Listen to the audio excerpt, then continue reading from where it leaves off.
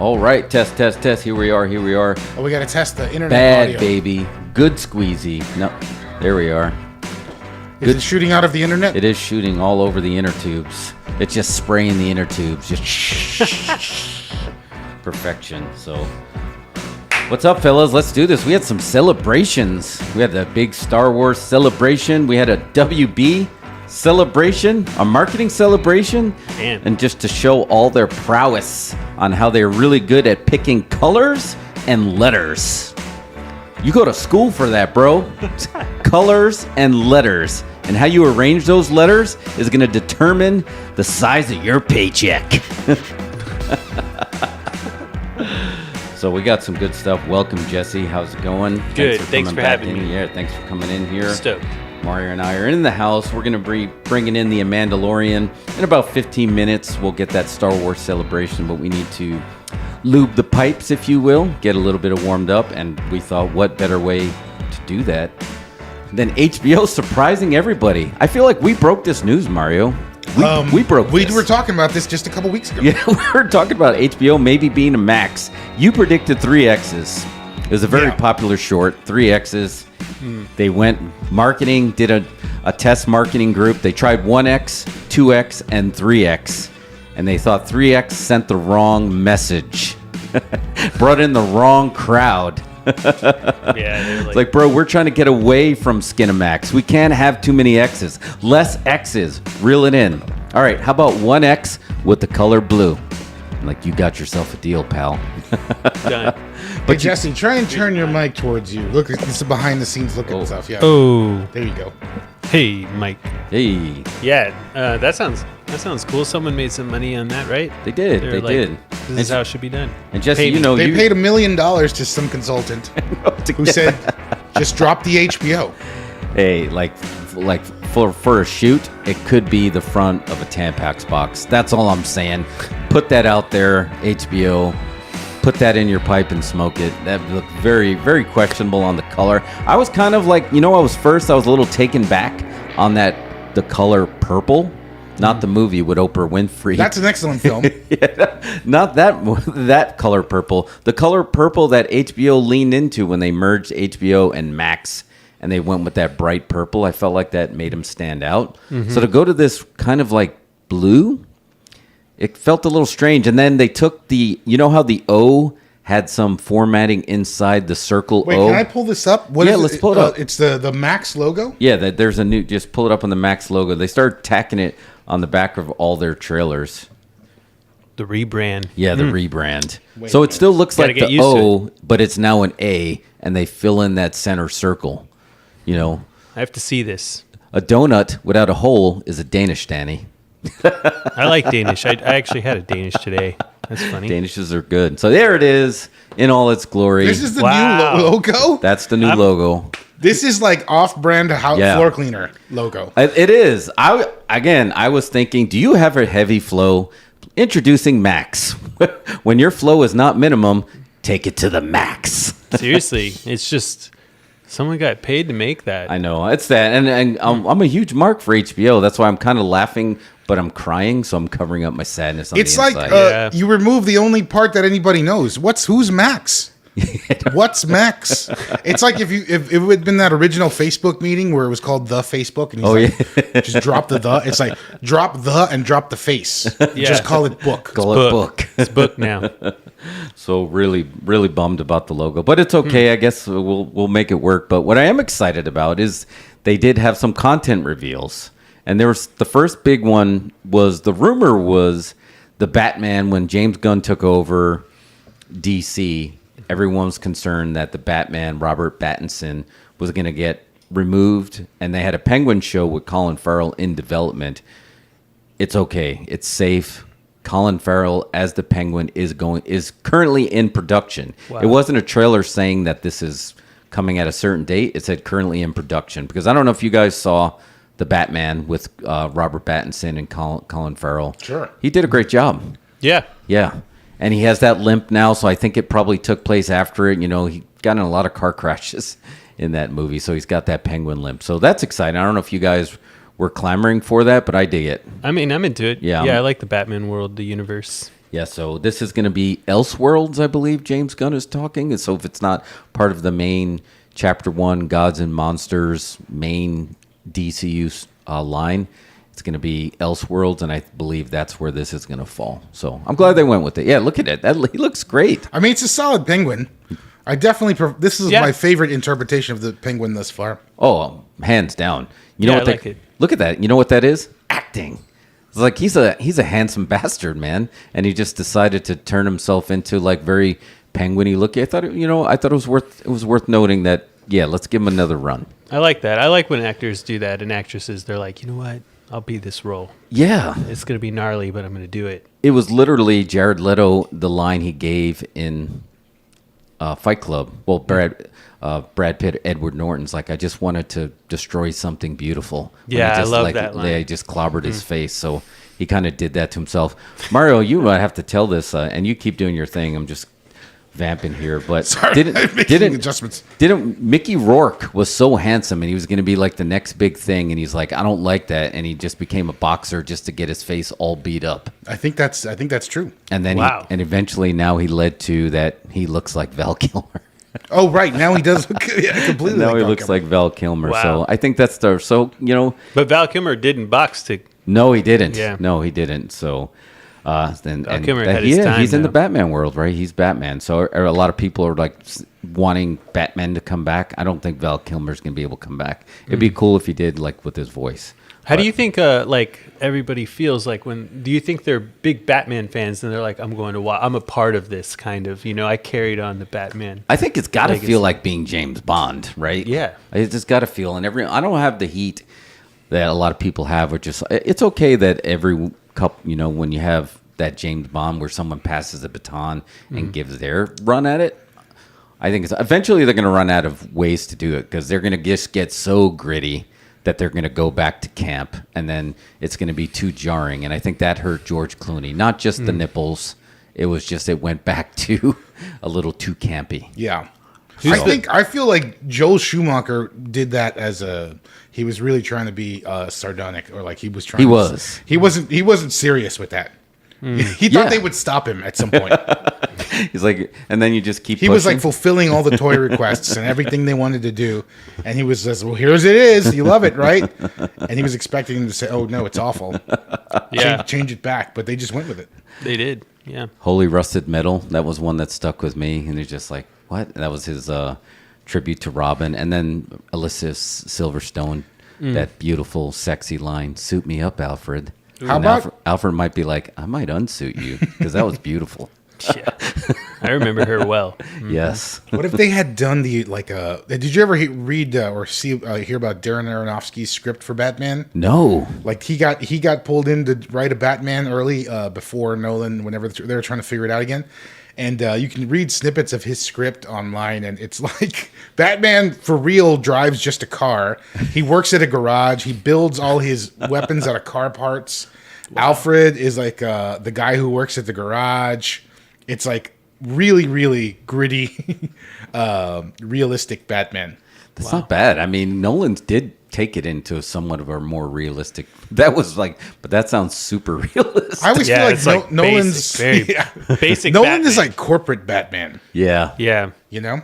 Yeah. I mean, because that's kind of like the thing with Batman. I mean, like his dad was like selling military like weapons. I mean, he was a multi-millionaire, billionaire kind of right guy. I mean, I feel like he had access to all that stuff. Yeah. So it made sense, and it gave you a chance to add Morgan Freeman. yeah, So you couldn't beat that. it's interesting. It is. So we had two more announcements before we bring Amanda in. The Wizarding World of Harry Potter is bringing in an iteration of Harry Potter. If I'm not mistaken, it's going to take place over 10 years, but it's going to be a series. What? Is the world ready for a Harry Potter series based on the books? But I don't know if it's going to be like a spin-off story of stories within the stories, or if they're going to go with like somewhat like a Lord of the Rings, like Amazon did. And again, Mario and I, we talked about this last week. 2023 is not the year to be making any fantasy projects, like any fantasy announcements, and it was met with the exact fanfare we'd expect from a fantasy movie in 2023. People people weren't biting. Well, I think it was. I saw a little about that before we went on. It's actually they're starting back at the beginning. They are. They're rebooting the movies as a show. Oh, wow. And they're doing one book per season of Harry Potter. What? Yeah, which I think is a terrible idea. It's. I think there's going to be huge backlash. I mean, now with all the kids, like it's not it's not far removed. There's a lot of kids and a lot of adults that grew up with those films. That It's gonna mess them up. It really is. It's gonna be like what's happening? Yeah, it's gonna be. It's a little too confusing because you're not gonna have that rite of passage like I did with my son. There was a rite of passage like, here are my Star Wars, and he was right at the age, and well, even it was a little after prequel, but you were able to present it. Yeah. But now he's like, it's too soon. It's Yeah. too soon. It's too much. Yeah. Yeah, well, I mean, it just feels like the studios are getting less and less They don't want to make anything. Like They don't want to risk anything. Like I forgot to bring this up, Jeff, to you. I wanted to talk about it. Just calling it in the ring. The Rock is doing a Moana live action remake. Right.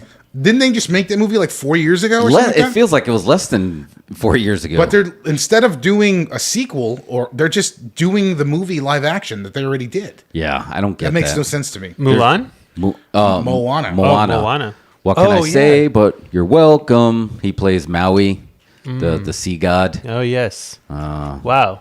Yeah, I feel like soon. all these studios are just trying to play it safe. It's like, come on, man. Like, is anyone writing anything these days? No, I mean, like, dude, and you're an artist, you're a writer, you understand this, deal? and it's just been the most frustrating part of being in this world, whether it's pro wrestling or Hollywood.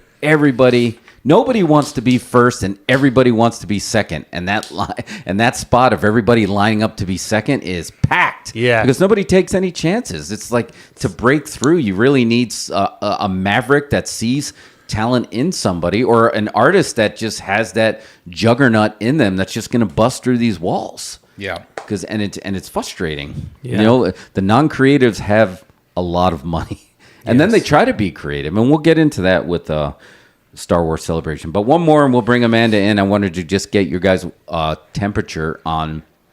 Were you True Blood fans? And True Detective, other HBO show. Oh, big time. I never saw the third season. Really enjoyed the first season.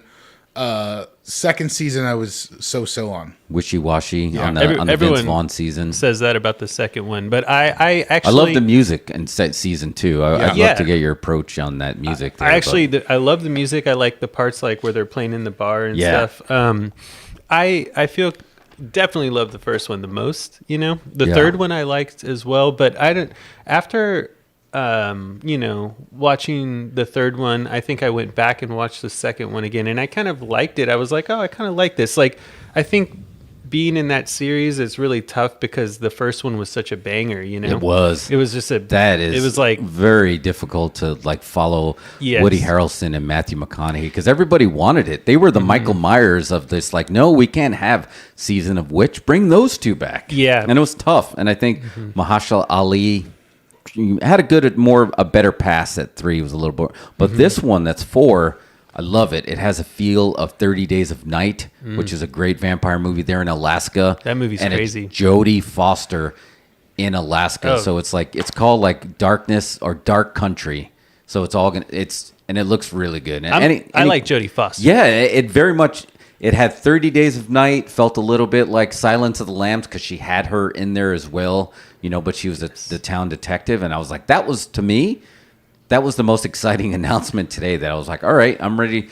They're ready to give this another pass because I think it's still a very viable brand, True Detective. And it's been some time, so they probably Some time have thought has about passed. like Yeah. this story, you know, like a little more. Unlike the Wizarding World, that's like, Yeah. what? It's been like 15 minutes. This should be fine. Let's just reboot it. Let's crank another one out. No, I'm stoked on the True Detective. Yeah, I only have seen like a thing when HBO was kind of showing like all the stuff they're going to do. I saw like a clip of like, oh, there's a True Detective coming out, but that's all I've seen. Yeah. I haven't seen like a trailer. The trailer just dropped like hot off the presses. I'm talking like 3 hours ago. Oh. So yeah, it's very new. I can't wait. So that was it. Besides the new brand, the Harry Potter. Directed by Issa Lopez, by the way. Yes. I don't know if you've seen her last film. It's pretty awesome. You should definitely seek it out. Which she It's called Tigers Are Not Afraid. That's Oh, I actually didn't just know the she's- American title. I think it's called something else in Spanish, but definitely worth checking out. It's like Tigers Are Not this group of like orphans in Mexico, and like all their parents have been killed by the cartel, and they just kind of live on the streets together. Whoa, Check it out. That sounds great. Yeah, it's that really sounds good. heavy. It's heavy, and it's got like fantasy elements, like really does stuff with the kids' imagination, stuff like that. And they're Wow. like, out in the street playing games or whatever. Wow, You should check it out. I will. Yeah. Definitely will. Yeah, the show looks good. And they had other stuff. Rick and Morty getting an anime treatment, which I think is very fitting. We're gonna get, whether you want it or not, you're gonna get the you're getting Gremlins. Secrets of the Mogwai is gonna be on there as well. So that should be. They're gonna delve into Gizmo's history. And we never had an origin story for Gizmo. Like Yeah, that's what this is, right? Yeah. Gremlins Origins. Yeah, so I think that should be cool. Of course, they're sticking with Game of Thrones. They're going to dance with the girl that got in there, so that's going to be cool. So yeah, it was a pretty busy day. So other That than sounds getting rid of huge. the very familiar brand that has like 50 years established, I mean, it was still a pretty successful drop. Yeah, I thought it was. Well, now is Game of Thrones like are people going to be like that was an HBO show or now it's a Max show? Now it's a Max It's show. split in half now. Like the new season's going to be a Max show. Right, it's going to be a Max show. Season the one prequel. though that just You're happened going to was have an to go HBO back to the show. HBO. Does Discovery have that kind of name recognition that they can just get rid of HBO? That surprised me. Well, though Discovery, When- they're completely losing their app, and I thought they were the ones that had like 6 channels in one. Yeah. Wow. And they're losing their They're app. just going so- to fold all that into Max? Yeah. Or Warner Brothers? Yep, it's going to be all into Max or a different price tier. So it's going to be interesting. So Rebrand. Cool. I know about the rebrand. yeah, it happens sometimes. Got to do it. Sometimes it doesn't make any sense, and sometimes it's necessary. My rebrand made no sense. I went from my old moniker to my name, and I still just make instrumental music. That's okay, man. If it doesn't need to make So- sense, it needs to make dollars. Yeah. I mean, trying to make some we rebranded last year. We used to wear We masks did. on the show. Oh, yeah, that's we true. did. Yeah, we've done a relaunch on the fly, so we get it. We get it. It was just hard to We breathe. acknowledge a it finally debrand. on air. You did. It's the first time ever. It was just hard to be doing tastings with That- food yeah. and liquids, and then just the mask you get home, and you're like, oh man, that's why I never wrestled. Well, I take that back. I never wrestled in a cloth mask. That Jason mask was not cloth, but it worked. So anyway, I don't know, Mario, if you get a live bird's eye view to see if the Mandalorian's on there. I can see the Amandalorian is logging in now. All right. Amanda, Oh, could you turn Mandalorian. your camera sideways? I just realized I'm in this spaceship. This is Yeah, you great. are, dude. You're in I a feel ship. like I'm in Star Wars right now. This is awesome. Most people got to drop 5 Gs to experience what you're experiencing Thanks, right guys. now. I appreciate you guys. It's I'll free. get you one's back on that one. That one's on the house, man. It's just like, I know they finally started dropping the price of Star Wars, the park. I heard about that. I want to Yeah. go. Oh, I totally want to go. really wanna go. And I think they realize that, the demand, the cost, even though people want to go, they're just not willing to like mortgage houses or sell cars. Kids or should be able to experience this. Shall we do a quick So commercial should break? Us adults, Yeah, exactly. Yeah, let's do Oh it. no, Just- wait, no. Actually, she's back on. No, All she's right, back in the house. here we go. Let me just cue this up. Sorry, takes me. She is one of the hosts of the Socially Distanced podcast. We had her on last time you're on, so this is Yeah. our Star Wars reunion. We figure a celebration. Yes. Let's have a reunion. makes There sense. she is. The Mandalorian's in the house. Mandalorian. What's up? Hey guys, How are what's you? happening? Yes, good. I'm Thanks good. for coming back Excited on. to be back, rocking my Grogu Yeah. today. Oh yeah. That's the good baby. This is the way. This is the way. Bad baby. No squeezy. No no squeezy. What does the no squeezy mean? Oh wait, because Grogu squeezes him. Yeah. Yeah. He squeezes the little Yeah. Anzillions. That was by far my favorite was brilliant. callback. Yeah. Yeah, I love that little guy. I don't know why. Just the way he I was climbs like, down. I just want one. Yeah. Somebody steal one for me. yeah. Anyone, you will be my new best friend forever. Maybe you can steal one from the theme park or something. Yeah, can you imagine the alarms that would go off at Disney? You're gonna have right? to put that back. We're gonna Get, like, put shut I'm the like, let me light get door. to ride some rides and stuff first, and then maybe towards the end of my do day. it last. I wonder if Disney has a jail like that, like casinos, right? Where they have Goofy that just kind of lumps you up in this holding cell when you start trying to rig the games. Yeah. That'd be Cutting in those fast pass lines. theme park like police like That's so funny. That would be great. So, but Amanda, thank you for coming on. So you and I have the job of basically pitching Jesse and Mario and everything that went down. And you were even more ahead of the game on me. Like I woke up for a big drop and I'm like, whoa, did you already see this? And you're like, yeah, that's like one of 3, and started firing off all the stuff I messed in my sleep. And I was like, oh my God. Wow. So this all happened early in the morning, yeah? Yeah, because it was in London. did. Yeah, it was in Yes. London. That's right. So I tried to jump on ahead so people, because spoilers go so fast. Twitter is fast. It's so fast. And I think I had one spoiler before as I was waking up, I'm like, wait, what? I'm like, no. So I have to try to get ahead of the game. yeah, and you did a really good job. And it was 4 days, and I just, you can just let it ride. I was under the impression that they were not going to be streaming a lot of the panels, but they pretty much streamed most of the panels too, right? They streamed, I think, all of the big celebrity panels. Yeah. Like the big, kind of the anybody, I think, like, big name, they streamed. But I was surprised at the number of shows or panels that they streamed, maybe backstage, like production people, directors, some of the stuff like behind the scenes stuff, I was really surprised at. So I was happy with it. I was very happy. I probably was not very productive at work.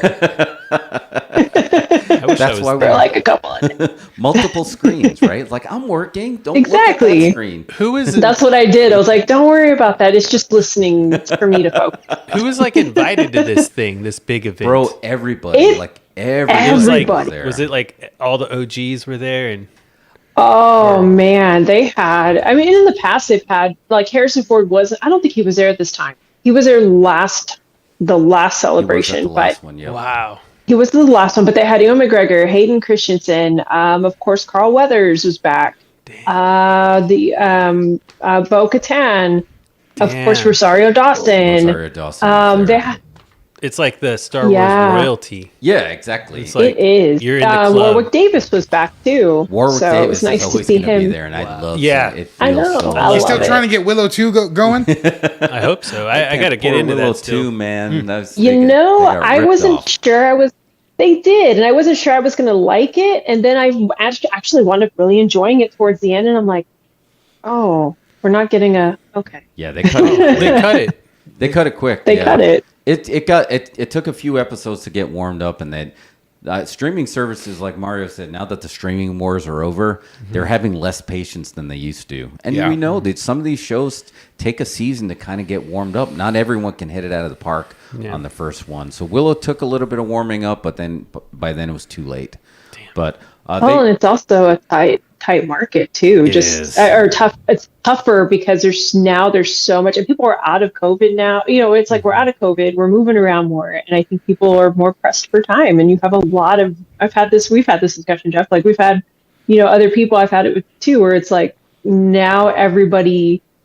There's so much good TV out there, so much good nerd TV. It's like, what am I going to watch in this small window of time? Spoiled, like in a way, it's just like there's never been a time in television history where basically your wish is their companion, even if it doesn't turn out the way you want, it's still there. Before it was never even an option, right? You were just writing, nobody cares about your fan fiction, Jerry, right? It's just like that's what we were dealing with. Where now it's just like we get to experience it. But we're gonna pitch you guys on that. But before we do that, we have to talk about the Mandalorian penultimate finale episode that dropped. And Amanda, they were here, and I was pitching it to them as they were trying to watch, as they were kind of going through the show. Speaking of time, it was time crunch. We try to crunch it in there, but I've been busy. Yes, but Amanda, what were your first impressions when you saw this episode? Oh man, for me, it's been my favorite episode of this season so far. This is what I wanted in terms of main story to progress. Right. I feel like this episode, everything is coming together in this really cool. We have this theory of the Mandoverse, that Mando's has been the launching pad for a lot of other, Star Wars related projects in this time frame, and even bridging the gap to the sequel trilogy, whether you love it, hate it, whatnot. The bridge is there, and this episode I feel like brings all of these side stories, especially like a lot of the character arcs of Bo-Katan, and even with Paz Vizsla to an extent, and some of the other characters, and the First Order, the spy trilogy, everything is coming together in this episode, and it was beautifully done. Yeah. I wanted it to be longer, even though it was an hour. Wasn't that almost about an that hour. was the longest episode so far, right? It was, yeah. It was like 50 It was. minutes it clocked in at. And I know they count trailers on that, but it did feel like it was the beefiest one. We were talking about, Mario, you were asking about this, and this was an episode that was actually written by Favreau and Filoni, so you can tell when Filoni's DNA is on it. You can just feel it. But Mario's like, is this how the animated show is? And like, yeah, 100%. And I think sometimes this show is a victim of not being animated when people get fired up. Like last week, the side mission had, Twitterverse on fire. Like something bad actually happened. And I think it's just because they don't appreciate that's the style of the Clone Wars. That's the style of Bad Batch Rebels. You have these filler episodes, whether you want to call it that word or not. They're filler episodes to get you to the next point. And that's what was last week. And this week, they did not even bother with the filler. They just punched you in the mouth.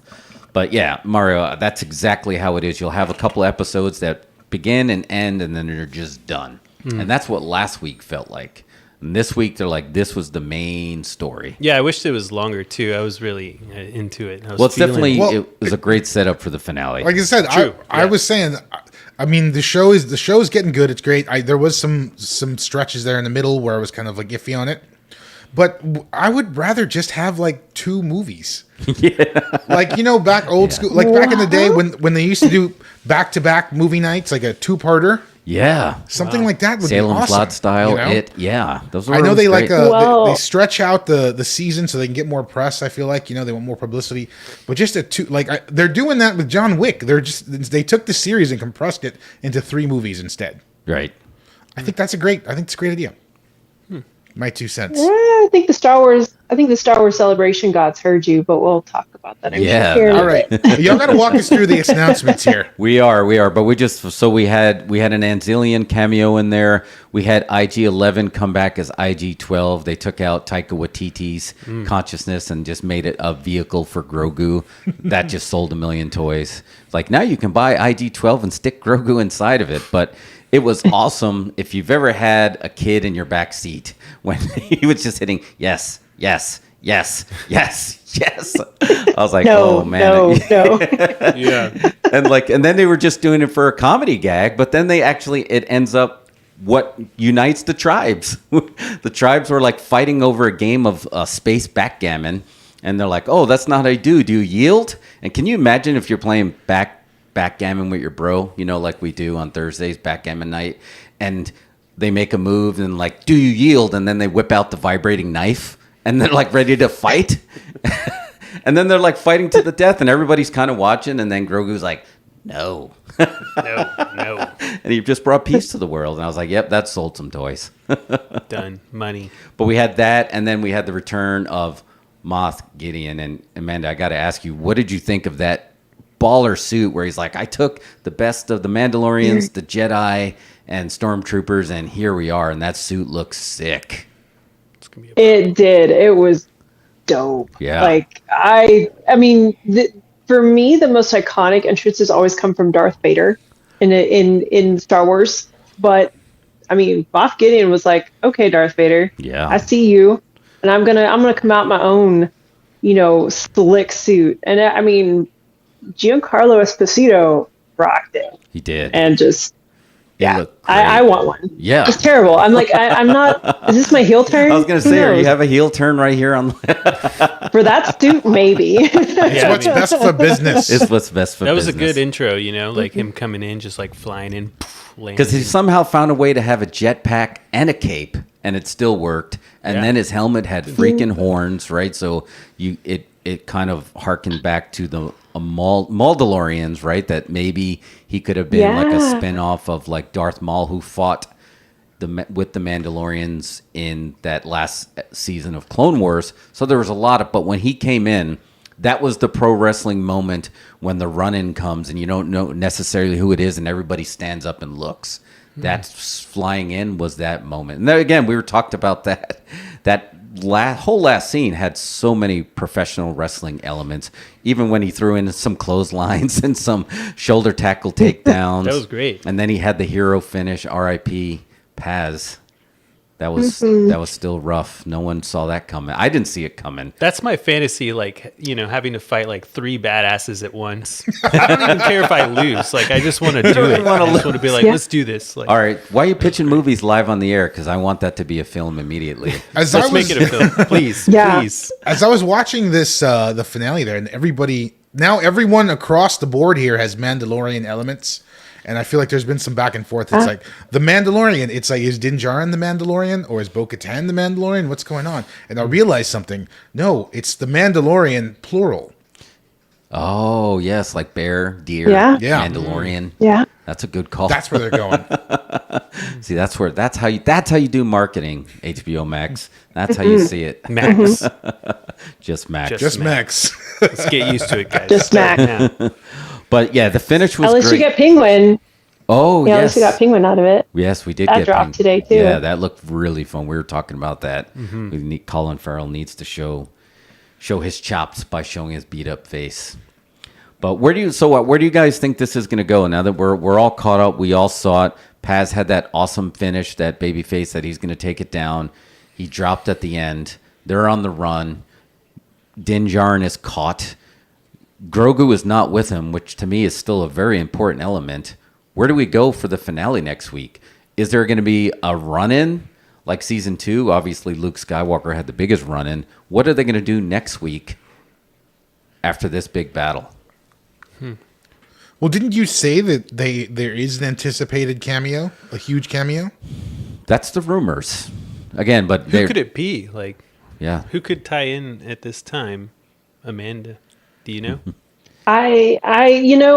I've been thinking through it a lot, and just so I feel like if they're going to tie this to Ahsoka, which we know is coming out here very, very not soon enough for me, but it's coming out at least this year in August. So we're getting it. I feel like it's got to be somebody. I mean, we've had Zeb already, which I popped. Yes. I squealed. As soon as Steve Bloom started talking, I just squealed in joy. But I feel like if they're gonna tie it to Ahsoka, I thought maybe Thrawn will show up or the back of Thrawn. But I feel like they're gonna hold that, or maybe do like a here's like kind of like they did with the trailer. Here's the back of his head. Right. So they may hold that. So I feel like it's gonna be somebody like Sabine Wren. She makes sense to me because she is Mandalorian. Oh, good call. Yeah, and she is obviously showing up in Ahsoka, and we've seen her in Mandalorian armor already with the short hair. I mean, in the trailer, she's got longer hair, so we know time has passed. But if she's still rocking the short hair, it would make sense to somehow have her show up. Maybe she's looking, for ends to Thrawn, to find Thrawn, to find Ezra. Yeah. So I feel like we're gonna get Sabine. Could we get Ahsoka even? It's possible, but it would. I mean, she's been on the show already, so Right. That's true. But I feel like it's going to be Sabine because Ahsoka has already come out, and I love her. I will never deny a cameo, but I feel like the big pop element it's got to be somebody we have not seen yet. Right. I agree. Yeah. That one, now that you say that, I didn't even think I'm going to about that. I'm going to say Sabine. That's Okay. who I think it is. That makes sense. That's a good one. I think that I think that in order to match the Luke Skywalker run-in from last year, I feel like you got to have a legacy character. It's got to be somebody from the original trilogy or from the second trilogy that makes an appearance here. Yeah. I don't know who it would be. I have no idea who it could possibly be, but I just think you need that person to really, if you're promising as big a pop as last year, it's got to be someone like that, someone from the films. And I rewatched after the episode early in the wee hours. I went back and watched the end of season 2 just to get that feeling. And man, I forgot just how magic that magic is still residual magic that is still there. And I was like, that is really, really going to be tough because even like Boba Fett hasn't showed up, but Boba Fett's not going to have that pop anymore like he would have. He's still going to get a pop, but like a Luke-sized pop, that's really tough. Yeah, It has to be somebody that's going to tie to it. And I think, like Amanda, I think you're right. I think maybe just the entire cast of Rebels somehow, because they do have ties to Mandalorian. They already did hint to Zeb, so maybe it could be this is the first time we see a Rebels reunion before they get into the Ahsoka. So that could make sense. But then for the people who didn't watch the animated show, is that going to be as big of a pop as it would be for Luke? Like you said, other than like... I think that would be an issue. Yeah, I think that's a good point with Mario, because like you need to almost bring in someone that like everyone can be like, I've seen this character before. It's going to be Chewbacca, obviously. That'd be great. I mean, it could be. It could be. It could. But I mean, you could bring in Thrawn.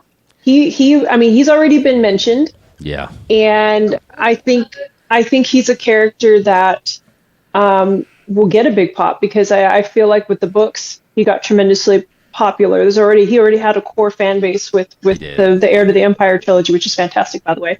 And I'm rereading it right now and remembering how fantastic it is. And I feel like he's probably the one big cameo that they could do. Yeah, I think that could be, because he's kind of that could get a big pop. I think he's outside of the original legacy characters, other than Ahsoka, he's probably the most recognized. Yeah, and he's been around before the Disney purchase. I mean, he goes back to Star Wars Legends books, so he has been around for a while for sure. So as much as I want to hear Han Solo come in and say, "Yo, you're all clear, kid. Let's blow this thing and go home," I don't know if we're going to be able to pull that magic off. But I mean, I hope they do. But I thought it was a great episode. It was a good bounce back from... I just want to pitch you guys really quick on Lizzo last week, who makes great music, and I think people are distracted by her acting. Is there any reason that they didn't make her a singer?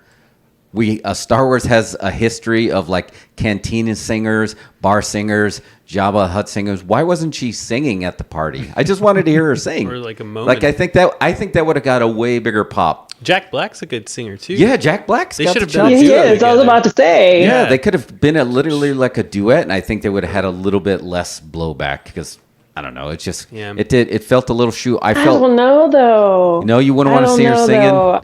No, well, I feel like people would have jumped on her more if she sung, because you're using Mando as a vehicle for your music. Good point. I feel like people were gonna say something about her anyway. No matter what. No matter what. And I liked her cameo last week. I mean, it's always fun when somebody who's like a super Star Wars fan, just they get that moment, and who's gonna say no to that? I thought she did a great job. People were jealous. Yeah, I thought. It could have been. It could have been 100% jealous. But it was very distracting, because I remember enjoying the episode and then going back and seeing how many people didn't enjoy it. And I'm like, what? The only thing that I could agree with is there was a lot of cameos. But to me, the biggest cameo being a Back to the Future mark is Christopher Lloyd was in there. Yeah. And I felt that in a way, like having everybody focus on that, they got distracted that freaking Doc Brown is now Star Wars canon. It's like, how is that? Yes. so huge. To me, that was like, that's all you needed for that episode. So it could have been a different episode. But that, to me, that was the only true bummer of last week's stuff. It was cool to see him. It was, right? It was it's like, wow. So, because he was in Star Trek, Star Wars, and Back to the Future. Like, bro. Yeah, you just run it like that's having like an EGOT in Nerd World. Yeah, he's like royalty in the nerd. Well, I love what they used him for too, in terms of bringing back this the Clone Wars geek in me was like, oh, he's a separatist. Yes.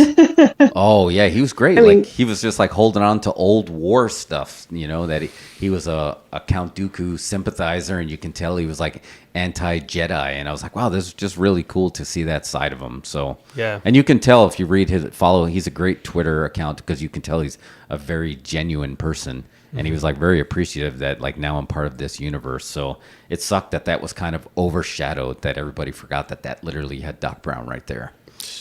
So yeah, I know, he was great. It was cool. It must feel so nice to be like, I'm a part of this universe. Yeah. Oh my god. Oh man, can you imagine? I just have like a poster of that.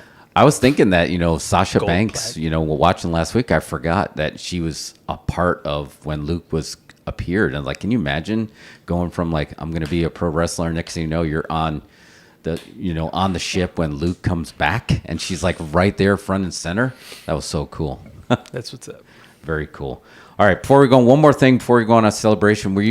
Amanda, were you taken back by anything that had to do with the sequel trilogy that happened in the episode, whether it was the guards taking down Paz Vizsla or Hux, which I guess I don't know if that's actual Hux from Force Awakens or if that was like it's not. It's his dad. Okay. It's his dad. It's his dad. From what I understand, it's his dad. But I'm not surprised because I feel like the whole season they've been teasing and really planting the seeds for, hey, while all this is happening, while the New Republic isn't doing so hot, we're Palpatine as always, as he did when he was not Snoke, it's just basically Palpatine, was plotting behind the scenes, just masterminding like he usually does and getting away with it, and nobody's catching him.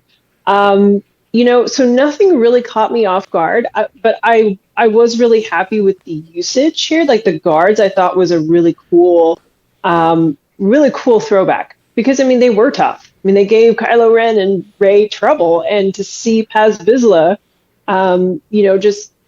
and I feel bad for the Vizslas. I feel like they never get a fair shake in any of the Star Wars content. They never reach a good end. No. But I was really pleased with it because it was here's the cool part. Here's the part that people didn't complain about. And we're going to take this and it's going to be awesome. And it was brief. It was perfect. And I was surprised when the guards came out. I was like, oh, it's the Praetorian Guards. Yeah.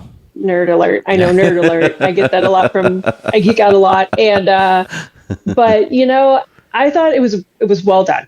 And because they've been teasing it for so long, and we got a lot of, again, we're going to talk about this with Celebration, but we got a lot of confirmation of things. I feel like it was cool to see what was selected, and I loved it. Yeah, that throne room scene was very cool in Last Jedi. So, but Mario, as a filmmaker, would you have any heat that like you see all the stuff, the trilogy that came out, you saw people poke holes in it, complain. Is there any issues by retroconning this stuff through good series, to potentially try to repair the things that people were complaining about to make it seem like a more cohesive story? I mean, I think that if folks are into it, that'll help repair some of the legacy or whatever. Like I said, my only fear is like I think when you bring things down from the movie to a TV show, it becomes a TV show, right? And it's hard to elevate it back to a movie, And I think when you get into the announcements from the celebration or whatever, I feel like that's kind of one of the reasons they're going back to Rey in the the films and stuff like that. Yeah, no, that makes sense. Jesse, did you have any heat with the sequel trilogies at all? No, not really. I mean, no, I don't think so. No.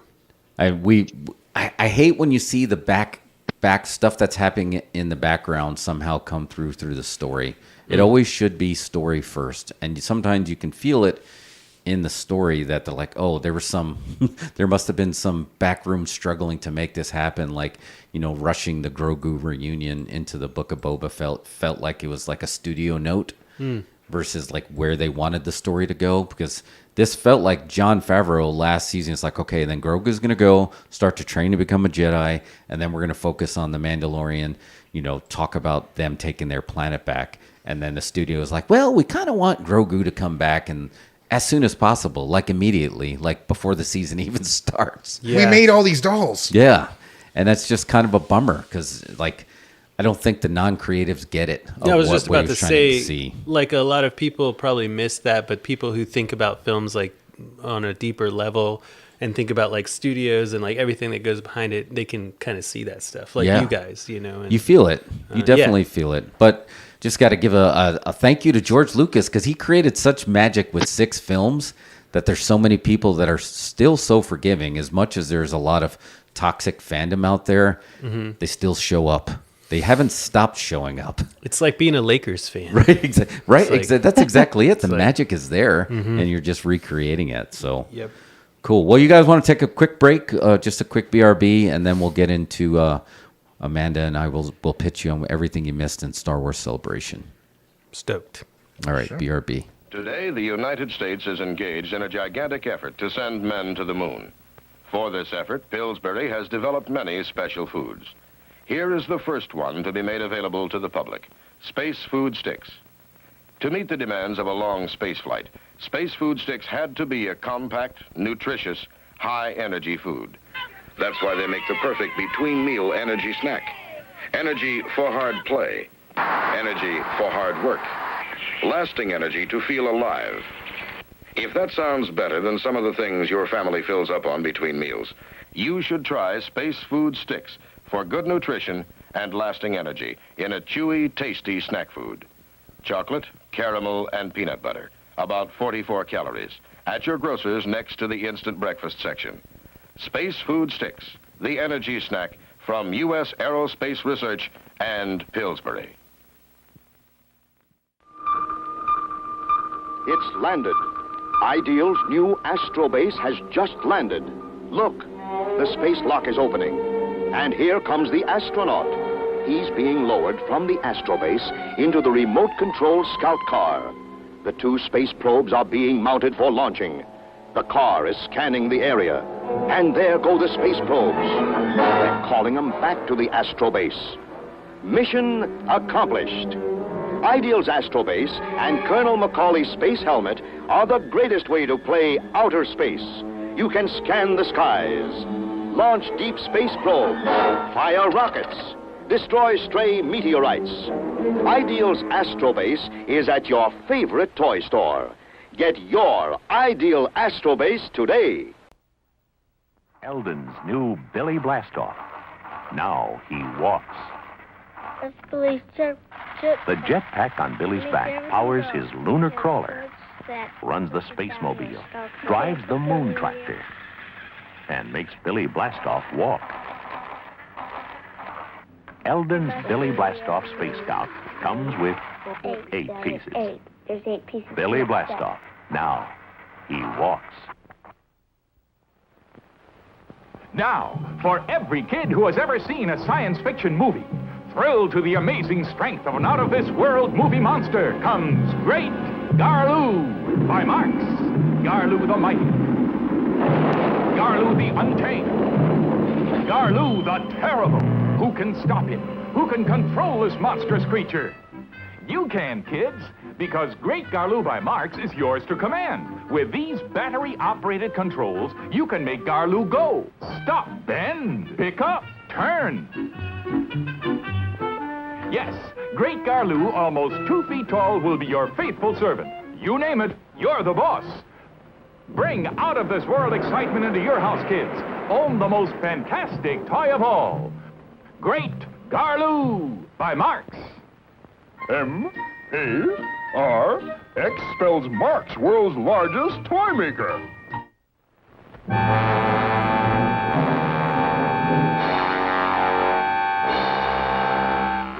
Ideal's Robot Commando is here to help you. He's your one-man army. No enemy can destroy him. He fights off tanks, hurls missiles one after another.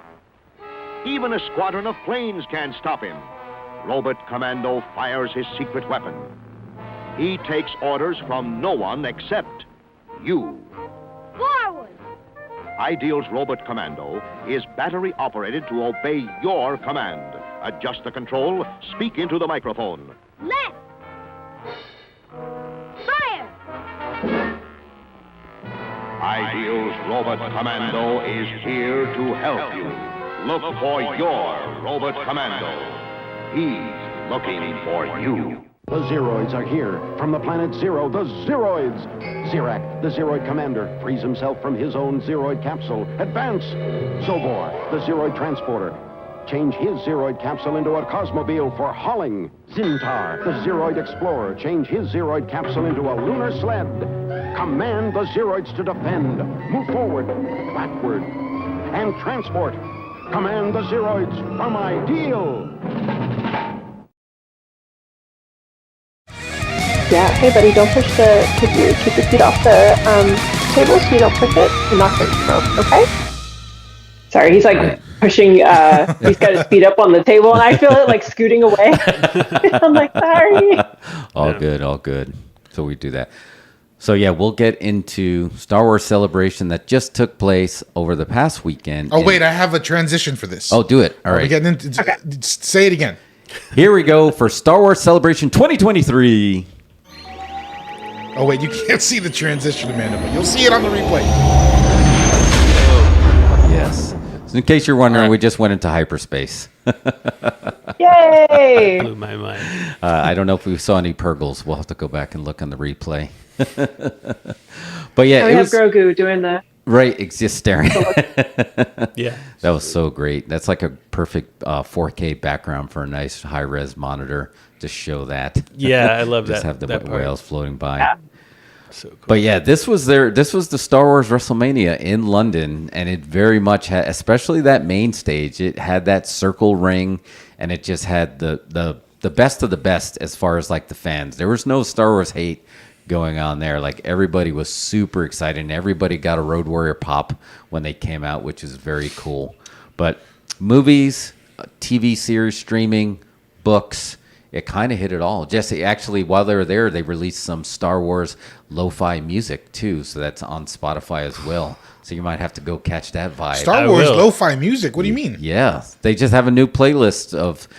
I don't know if you listened to it yet, but it's all like Star Wars inspired, kind of like lo-fi. That sounds awesome. If Yeah. it's half as good as the Star Wars Cantina disco version, I mean, That would be more of the hi-fi than the lo-fi. You're gonna want to go out there and start clubbing when you hear the hi-fi. they recorded it on a 4-track. Come on. Yeah, just little demos. That sounds cool though. It was very cool. 4 days, and I felt like in London, I was like, man, shit. Like it was definitely one of those events that you're like, should I have just gone? It's only in London. Like it's not like just a transatlantic. How do you flight. go? How do you get an invite? You know, now you're gonna have to save up for Yeah, 'cause- 2025. Yeah, I yeah, heard how do that. you go to that? Can you Like, just buy a ticket? You can. Oh wow. Okay. You can, It's gotta be but you pricey. gotta. The actual 3-day passes aren't horrible. As horrible as I thought they were going to be. I'm sure the VIP. I didn't look at the VIP packages and stuff, but I mean, you're going to have to fly to Japan. Yeah, that's right. It's going to Japan. We're going. That's the flight. We're all going. We're taking the show. I'm like, we got 2 years, guys. We Yeah, got 2 just years. save it Start up. saving. Start saving now. Yeah, We all save a dollar You know, a day. just ask for donations on this show to get us there. We're gonna set Come it on, up for the everybody. super chats and all that. Yeah, go fund us. Send us to Japan. Everyone's Cash App. Y'all have a Cash App. That's right. Just start putting some scan across there. Yeah, they can see how close we're getting to it. Be like, I'm almost there. Like a I'm only like telethon. $1,000 away. Come on. Yeah, I think they're really going to bring it in Japan. I think the fans there are going to really eat that up. That's So going to be insane. Yeah, that's going to be really fun to watch. I didn't know it was going to be. It's 2 years away. I thought it was for some reason I thought Celebration was annual, but I guess it's semi-annual or every other year. Well, Yeah. I thought it was annual as well, and so I don't know if maybe it's budget, perhaps, or maybe they're just waiting for this content to air Right. and have more to talk about. I think they threw all the apples they had in the basket, I think, out at this one. They really So you did. got to let. Yeah. Do you all know like when that's happening in that time? Or Yeah, April, right? yes. April 2025. April 18th through the 20th, 2025. That's Right. a nice time to be in 18th, Japan. Spring right? break Spring. And like, is it the same over there? Like their spring? I think so, but they have all the cherry. Oh, the like, cherry blossoms. Cherry blossoms, right? Yeah, I mean, it could be a sick trip. I think that. I think I'm going to do it, guys. That's my hope. I'm going to try to do it. I mean, and you're such a huge fan of anime too. Like, there's no way you're not going to be able to make a huge trip out of this. Man. Yeah, I'm like, I gotta cosplay in Japan. That's a bingo card. That is definitely a bucket list. You got to punch that. You got to punch that. Yeah, you'd be a star there. Cool. So Amanda, you got some notes. So let's start. Like you said, let's start with the trailers. I like that plan. Let's just do a rundown of the trailers they dropped, and then we'll just pitch them to you guys one at a time. I'm excited. Yes. All right. I want to say obviously the first trailer, the big one was the Ahsoka trailer. Yeah. I want to say that dropped first. Internet breaking. Which we are getting. Yes. Looked amazing. It still Oh, yeah. Look I amazing. probably play that way more than I should. Yeah. It's gonna be sick. I love that the girl's character, or like, who's the actress in that? Rosario That's Dawson. Rosario Dawson. Yeah, she's she's great. Yeah, now she was a fan casting too, I thought. 'Cause I remember She was. when, Really. yeah, when the talk about Ahsoka going live action happened, everyone was like, please, please, please, please, please, cast Rosario Dawson. Yeah. Wow. And she nailed it. And she really did. And no regrets. She's got those eyes. She's like, I'm a badass. Yeah. No, everything about her is perfect. And then just seeing her, there was a great photo that was floating around out there of her and Ashley pointing at each other. Oh, yeah. That was so good. And they were doing the Spider-Man meme. And it was good. And there was actually an interview because there was a few people that wanted to book Ashley in that role who does the voice in the animation. And like, what did you do when you first saw Rosario? And then they just kind of ran up and like hugged each other and like, oh, that's awesome. You love to see like you hear about the professional jealousy and and there was none of that there. Nice. You can tell they were just Respect. like, respect, fans, love of the brand. It was awesome to see. Sweet. Yeah. Well, and even you got to see like a James Arnold Taylor who voices Kenobi in the Clone Wars, and Ewan McGregor taking a picture, and I was like, oh, With them. Yeah. my life is made too. It's like Kenobis in one picture. All the And I want to Kenobis. say Matt Lantern, and they got all the Anakins because they had Hayden that's Christensen right. and then Matt Lantern too. I was like, this is right here, guys. This is just gonna be my screensaver for a hot minute. Oh, yeah, I knew you definitely had to be feeling it. I was feeling it when during the Clone Wars 15-year anniversary panel, and they all just started like getting into character and then throwing lines at each other, and you're just like drinking it in, man. Just drink it in. Oh yeah. But Ahsoka, they said I'm hearing August 24th, 2023, but it's sometime August 2023 that we're getting Ahsoka. It's gonna be here before we know it. I know. And then Skeleton Crew also dropped, and that's the Jude Law show coming up. What is Skeleton Crew? Yeah, what's that? So it's supposed to be like a Goonies version, taking place in the Star Wars. So you have kids, and kind of being. I'm assuming that there may be Jedi or younglings, but it's kind of hard to tell. They didn't release too many details at this point. But all I know is that Jude Law is a Jedi, which was surprising to me. He's a Jedi. Yeah, that's so awesome. Sounds like Stranger Things. That's what I think. The Stranger vibe- Wars. I think that's what they marketed it as. It was like a Stranger Things / the Goonies kind of vibe for this show. That sounds and there's a kinda little cool. Max Rebo. There's a little kid that looks like Max Yes, Rebo, that's guys. Right on. Let's see what happens. He definitely survived. I mean, I definitely feel like that'd be cool to tap into some of the like younger kids, like Jedi stuff, because I mean, those kids probably had to go through a lot. Oh yeah. Damn. One of those young Jedis will have a Jaws poster on his wall. Right? Yeah, and I didn't see any I know they did show the trailer there, and usually you can go online pretty quick and you can see somebody filmed it on their phone, but I didn't even get to see a version. They took them down fast. Yeah, they were going They took it down fast. really fast. There was one account that had Andor. I got to see Andor when it leaked. And now I think that one's out. Is that one out now? Andor? No, not Can yet. you find No. it on YouTube? Not yet. Not Okay, yet. so I saw the bootleg. I saw that bootleg. I saw Skeleton Crew, Tales of the Jedi. I think I saw almost all of them. Oh man. Wow. And then they were gone. They were gone. I only saw the Andor one. I did not get to see the Skeleton Crew because, again, I don't really know the premise other than the kids are in it and then he's a Jedi. And I did read that we'll get into this about the Filoni movie about tying this whole Mandoverse together, that this Skeleton Crew is going to be part of that as well. Am I wrong on that, Amanda? Did I read that No, wrong? you're right. Okay. It's supposed, this and Ahsoka are supposed to be part of the Mandoverse. But yeah, from what I recall from the trailer, you see kids being almost like smuggled out. And so there's a couple of other people helping them get out, but they get them to Jude Law, and then you see him as, with a lightsaber and everything. I'm like, wait a minute. Oh my god. Because I thought he was gonna be like a Han Solo type of roguish character, kind of with that because he could. You see him play kind of, or a villain. He totally. I thought could. maybe Yeah, he'd can be do a villain. both, Like right? Road to Perdition or whatever. Yeah. Oh yeah, he was. Yeah. So good in that one. Yeah. Yeah. Whoa. But then they show him as a Jedi, and I'm like, oh, okay, I'm here for this. I'm intrigued. Man. I could see that though too, right? The Jedi thing. Like, I mean, Jude Law, he's legit. He's been Yeah, a man. heartthrob. He's been a dark assassin. Gigolo Joe. Yeah. You know, he's been around. Hey Joe, what do you know? Yeah, he was great in that.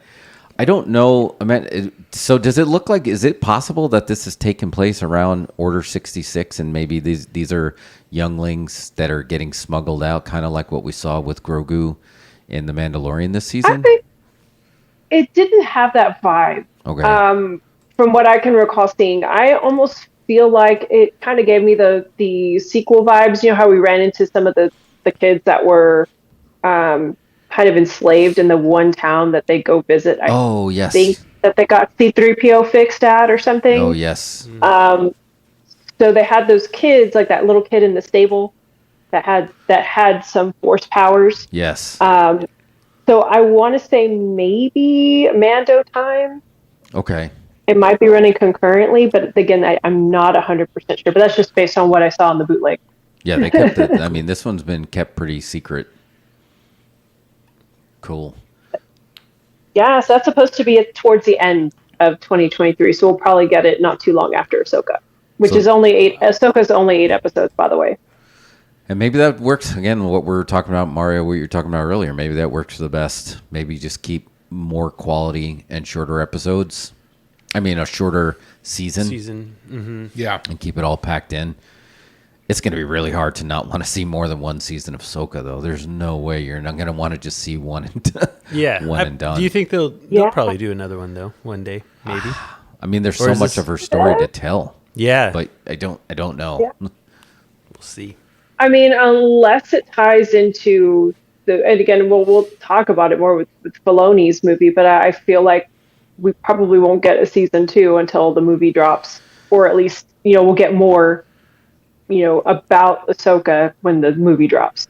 Mm-hmm. That makes sense. My thought. No, that makes sense. So you did, yeah. And then you also had is the Accolade on your list? Yes, it is. Oh gosh, that trailer was insane, you guys. They had the cast out. I honestly, other than Ahsoka, I feel like this is my number 2 most anticipated show, because you get the Sith side of things, right? And they had this. It's almost like the way it was pitched was like a Frozen Kill Bill. Yeah. Frozen meets Kill Bill. Yeah, that's how it was pitched. Say what? Wow. Frozen meets Kill Bill, guys. I gotta watch Frozen now. Yeah, me too. I know. Is that penguins? The trailer. That's the one with. Frozen's the one with what's her name? The sisters, Anna, right? Elsa. The sisters. Yeah. Oh, okay. You're thinking Icy Age. I'm thinking ice. Yeah. Different icy cartoon. They're all in an ice world. Yeah. Okay. Yeah. Yeah. The trailer, you guys. So there's one scene where it looks like the Sith. This is it takes place during the time when the Sith are nearly wiped out. So probably like Old Republic, kind of towards the end of all of that. Mm-hmm. And the Sith are trying to regroup. And the trailer shows this one scene where one Sith, of course, encounters a Jedi, and they get into like a martial arts, like kung fu style fight, and it's insane. Oh my god, I'm all about that. Yeah, I'm in. The story is set between the High Republic and the beginning of the prequels. It's got Carrie-Anne Moss. I didn't know she was booked in that role too. So we got some wire fu coming, right? But for the most part, there's no. This is going to be pretty standalone of something that we've never seen before. So it's not animated? No, this is For live some reason, action. I thought that was going to be animated. No, that's live action as well. Wow. One of the characters that's been cast, I want to say, I think it's Vernestra Rowe, which I think is one of the character names. She's actually, if I'm correct, she's actually one of the characters in the current High Republic book series, right? So we're starting to get into the High Republic era of things. That's always exciting. But yeah, this trailer looked dope. I squealed, and I was super sad when it got removed.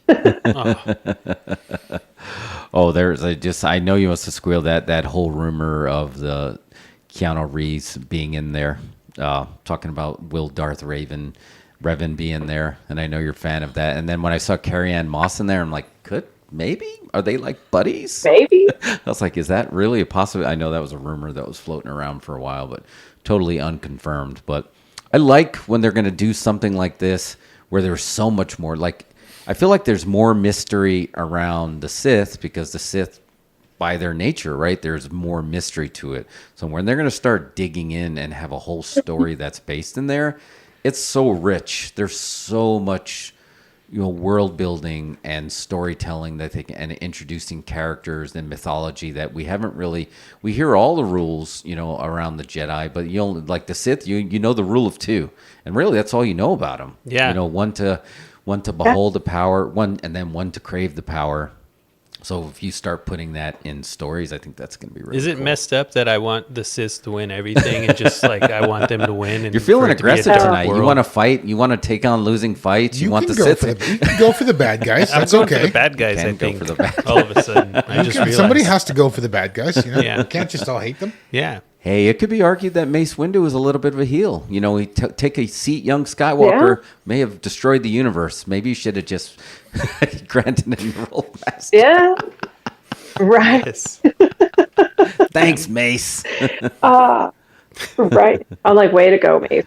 Just there we go. Yes. So yeah, the Acolyte was really, really good, and then they showed the Andor trailer, which we get that in August 2024. This is the second and final season of Andor, and the way that I understand this whole season is going to be structured, I believe it's another 12 episodes, and every block of 3 is supposed to be a year, or set it like you have 1 year, maybe like first year for the first set of episodes, and another future time frame, then another future time frame to move the event to Rogue One.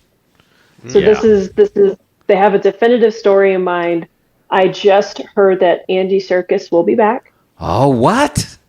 Oh, nice. I like that show. I didn't finish it, but I really liked it when I was watching. It's fantastic. Yeah, It's I need so to finish good. it. Oh, finish it. Finish it. It's so good. I don't know how it's so good. How far did you get? I think I went to only 3 or 4 episodes, but I was super into it, and then I think I left town. I don't know what happened, but I went away or something.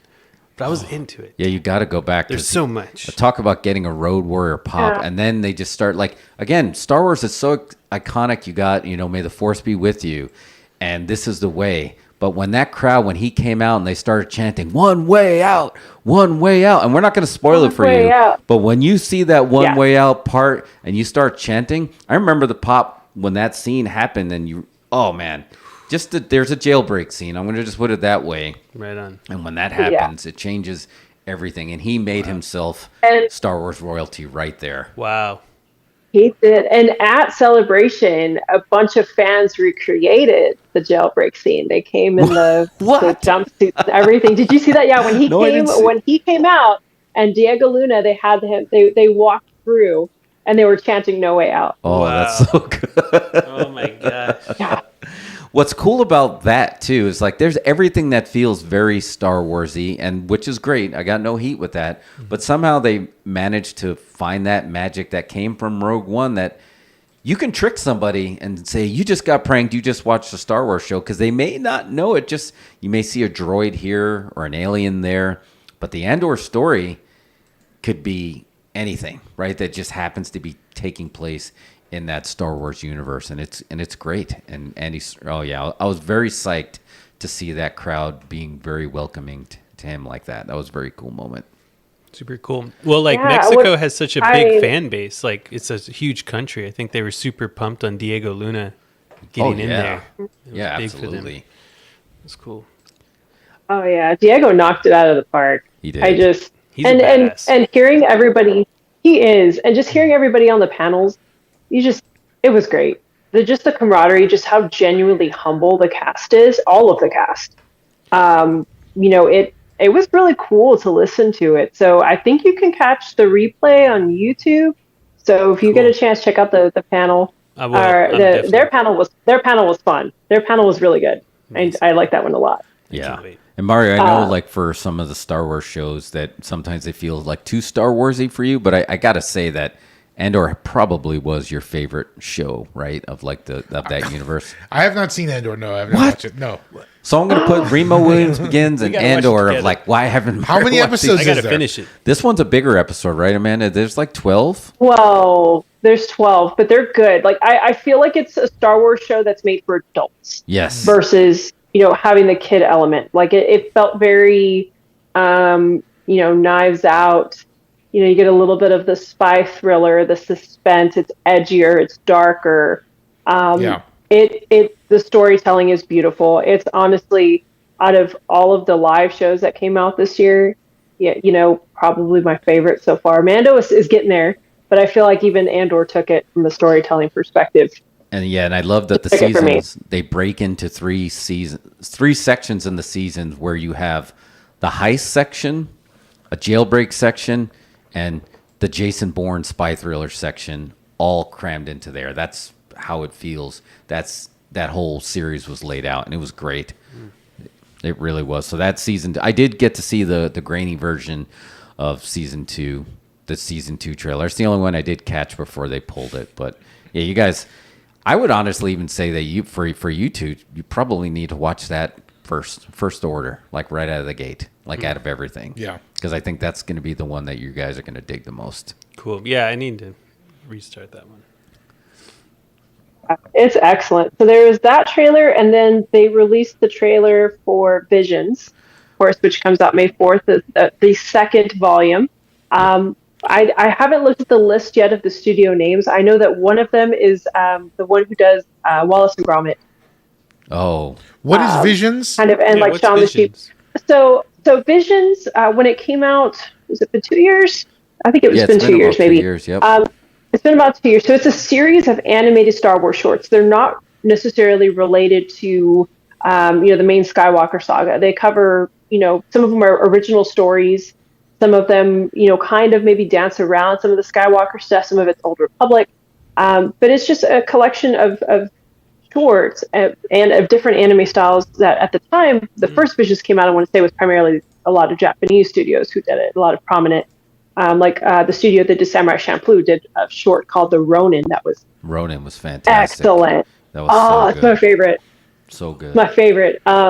So good. And then I liked the one with the twins and I forget his other name, but it was with Neil Patrick Harris and from Community, Annie. Her name slips my mind at the moment. Oh. But Alison Brie. Their dubs were great. Yes, Alison Brie. Yes. Their dubs were fantastic for theirs. There's, I believe it is called The Twins. But so it's a series of shorts, and it did really well in my opinion. I enjoyed it. And now they have, of course, Volume 2, which again 9 other original stories. One of them, the first one that came out, Old Republic. Like right out of the gate. Just right out the gate with the lightsaber dragon on the floor. I mean, you had a Sith coming out right off. I was like, oh, this is great. Yeah. I want to watch those. That sounds awesome. It's really good. I mean, yeah. And you're saying like they're like different artists who like every animators? Week, every episode. I love that too. Yep, every week it's someone different. That sounds super cool. Yeah. So I want to say that there are even more international studios that are involved in Volume 2. I think. And you can see that the styles even are different from even the first Vision, cool. Which is, so I'm excited for that. So May 4th, you will not find me until after Visions, after I've watched it all. Right, they dropping them all at once, or is it a weekly? I want to say that the first time they did it, they dropped it all at once. Yeah, because they're sure some of them are shorts. They're not very long, and some of them are a little bit longer. So cool. That sounds really cool. And I just like the idea of just like you're finding these studios of just like, we need the best of your fandom. Here's our universe. We love your animation. Let's put the chocolate and the peanut butter together and see what comes out. And yeah, I know, Amanda, this is like like somebody, like there's no way you don't know somebody at Lucasfilms who didn't book this for you. Like anime and Star Wars come together. I was like, you sure you don't have somebody in there that just like made a call for you? I wish. I wish, because then I'd have been a stormtrooper or something on Mando or like on Ahsoka. I'll be like, I'll be your son. You may carry your water, Rosario Dawson. I will carry your water. In the credits, as blue milk carrier. You're in the universe. I'm going to Blue milk woman. I'm going to throw it way back. I'm going to be the Ben Stiller to her Tom Cruise. Oh, God. Like Saturday, what was it? MTV Movie Awards style. That is a good So throwback. it's like cut, and then she steps out, and I take the punch to the face. So I will. That works. I will do that. Whatever to get into the universe. Oh man, there's so much Star Wars. Exactly. Like y'all are way into it, and I have no. I'm just thinking about how when was it? 20 years ago, 25 years ago. It was just a huge deal that they were releasing Star Wars again with whatever brighter lightsabers, and that was pretty much all they added. And they made we put in this scene of Jabba that sucks anyway. We just put it back in, and that was the big release. That's all they had. And it was the #1 movie that weekend. Yeah, and it was huge. And then they were like, "Oh, there's another Star Wars movie coming." Now there's Star Wars shows, series, just multiple movies. It's crazy that there's so much Star Wars. It is. There's a lot to Well, keep. and there's so much discussion online too about how much detail. I mean, I was seeing discussion, and Filoni addressed it for the Ahsoka trailer, the color of the lightsaber. I did see that. The two new characters, the new Sith, or at least Sith Force user characters, they're like, oh, the lightsabers are orange. Filoni, bless him, with attention to detail, was like, well, Darth Vader's lightsaber looked orange at a certain point. I think I don't know if it was a poster or something he saw on, but I was like, okay, I appreciate this. I mean, I was thinking about the Guardians from some of the book series because their lightsabers were orange as well, but I was like, oh, okay. So there's a purpose, there's a method, but that's how detailed the conversations online get. Yeah. Wow. It's a tough fandom. I mean, it is a tough crowd. Like they will call BS. I feel like if you don't know your stuff and you're hanging out with them, they'll call you out, maybe take you out back and beat you up or something.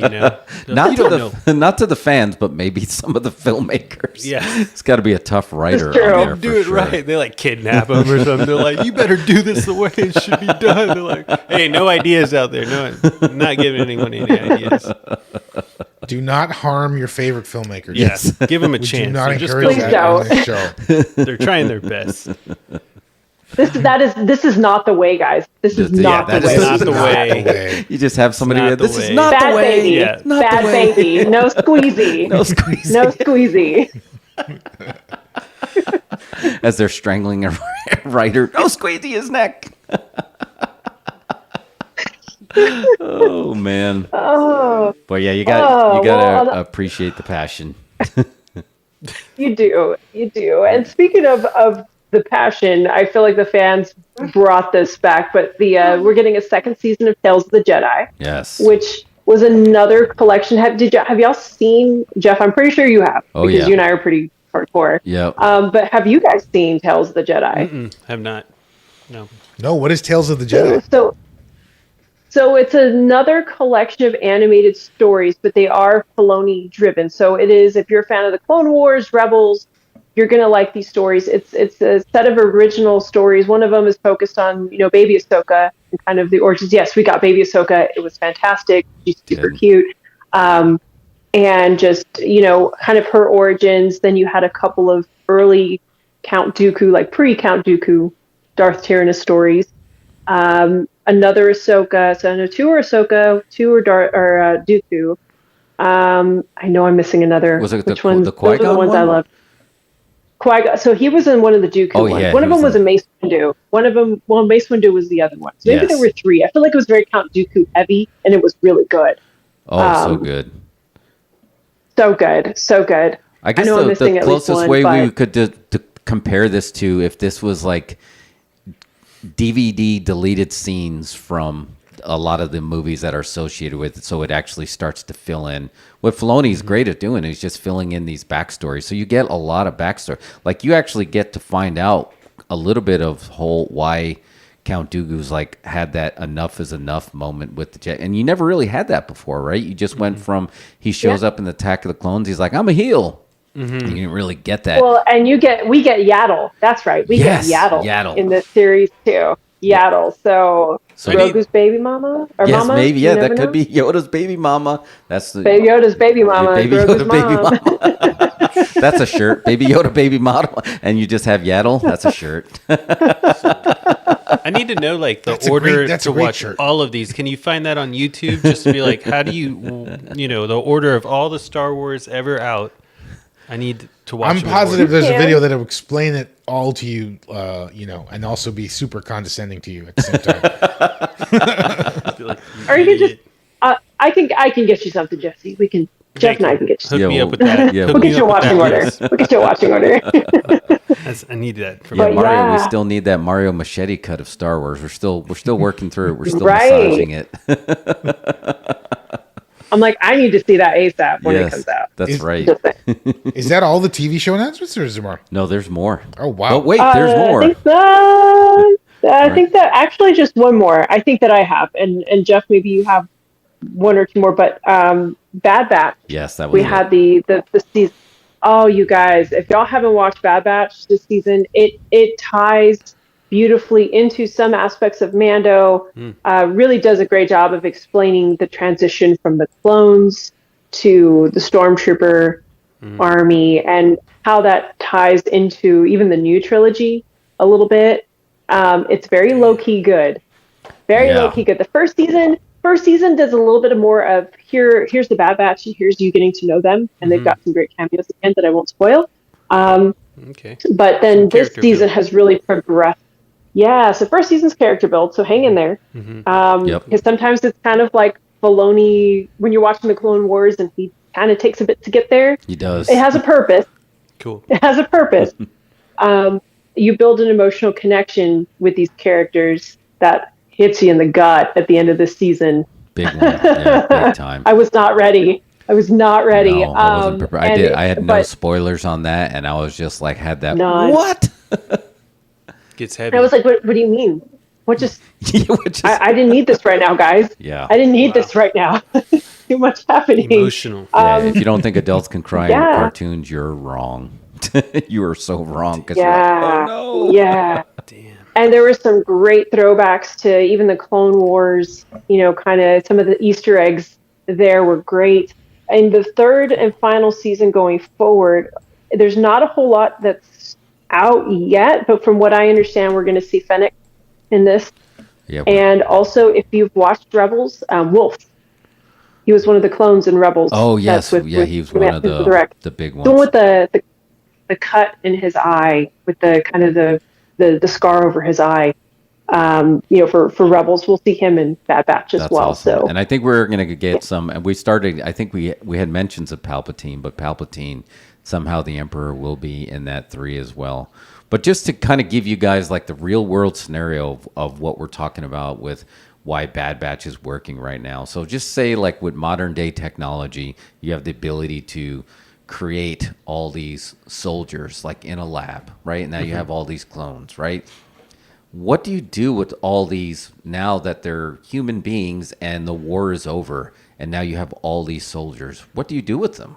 But now the wrong side won, so you have a very cold side of just like, you're not humans, you're assets. You're property of the Empire. So you don't say you can go live your life now, right? Because they were cloned. They were literally bred for war. So now what are they going to... Are they going to do experiments with them?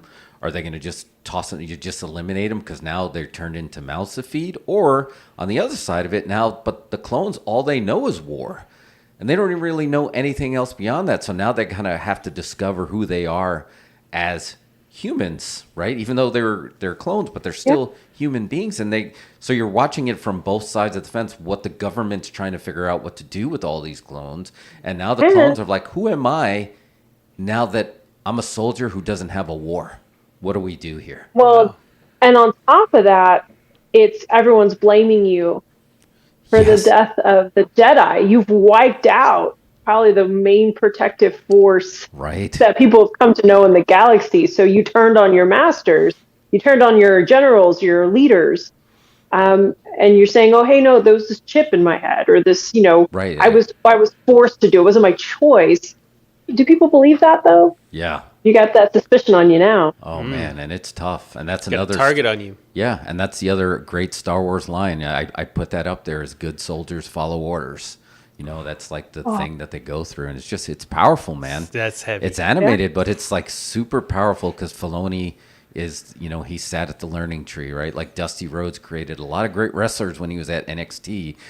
Dusty Rhodes was George Lucas, and Filoni was his number one student, and that's why you're getting so much of that residual magic that's working its way through, even in these animation stories that like a lot of people don't realize the emotional depth that's involved with them. Yeah, I like that. Sounds interesting. And in the final trailer we got, which is non-Star Wars related, but Lucasfilm, of course, related, the new Indiana Jones trailer. Yes. You guys, I want to watch. I got to see that trailer. I haven't seen it. He filmed Harrison filmed a video message, and he wasn't angry. He was happy. Okay. He's like, these are great fans. That's like one of my favorite like trilogies of all. Well, that's Mario again. What he says, everybody's Star Wars. Indiana Jones is his holy grail. I'll say it for sure. That's my favorite trilogy. But I think it's appropriate. I was trying to pull this up again. We talked about it a few weeks ago, Jeff. But the Millennium Falcon is in the new Indiana Jones movie, isn't it? Oh. You saw that in the trailer. I don't know, Amanda. Did you see that Mario showed it to me, and I was like, "Whoa, is it really?" Hold on, Can you find that picture? okay, I'm not crazy. Okay, I wondered if that's what it was because I felt like maybe because they've done that with R2 and then C-3PO as well. They're in the Millennium Falcon right here, right? It feels like it, or like it's either the Millennium Falcon or like it almost looks like a TIE window, like a TIE fighter window, something like that. Anyway, it's something, yeah. I guess it's fine. Star Wars fans are generally Indiana Jones fans. I thought the new trailer was great, actually, for Indiana Jones. It's definitely calmed my nerves a little bit. I think the last batch of trailers was making me nervous, but this one looks all right. Looks pretty good. I heard it's got a super long runtime, and I'm okay with that. I think this one will be one of the first times that I think I'm going to be okay with that because I want to give them as much runway as possible. Yeah. James Mangold, man. Yeah. James Mangold, he's... I was just going to say, I wasn't huge on the last Indiana Jones. Really? Yeah. You thought it had some issues? Did you think there was some issues with that movie? Please elaborate, Jesse, the musician. I got a little upset. I didn't at the time, actually. I shouldn't say I don't like an actor or anything, but I wasn't big on Shiloh being in it. I was like, during that time I was like, I don't know about this, but now I'm like, he's kind of cool. Like I kind of like his I don't give a damn attitude. Like he kind of has this vibe about him now that I'm like, I would hang out with this guy. He seems cool. Like, you know which part I hated about that movie? Like right after the Paramount logo, from there till the credits was my least favorite part. Like they should cut all that part out. I'm like, can we skip it? Yeah. Can we just skip it entirely? Just like, Jurassic World kind of retconned the sequels. It did. Yeah. For Jurassic Park, it was like a direct. Maybe this is kind of doing the same thing. That's a good question. I wonder if they're going to do that. I feel like because Shia LaBeouf has heat now with Spielberg and Harrison Ford. They're not going to acknowledge him. Whatever. It's my son's a knucklehead. We'll never see him again. Yeah. Went to college. Can't trust him with any artifacts. Yeah. So it's like we won't but again, I need Indiana Jones to land the plane. I need if you're gonna do one more, I need you to land the plane. I need to make sure that you give it a good ending. If you're gonna close it out like this. He might be landing the Millennium Falcon. Yeah. And I thought you meant literally landing the plane because like he jumps out of a plane again, just like he did in Temple of Doom. Yeah. I thought you were saying take flying lessons, bro. Eventually, you're going to run into snakes and planes. Yeah. Snakes on the plane sometimes. And Sam won't be there to help you. They should bring the kid back from which one was it? Where Short Round. Yeah. Yeah. Oh yeah. Well, I mean, I don't know. He just won the Oscars, so he's not so available probably, but He might be. maybe a few months ago. Cash. Hopefully they filmed a cameo a few months ago. Yeah. They could throw that in. I'm like, are you excited about the trailer? Did you like it? The new trailer. Mandalorian?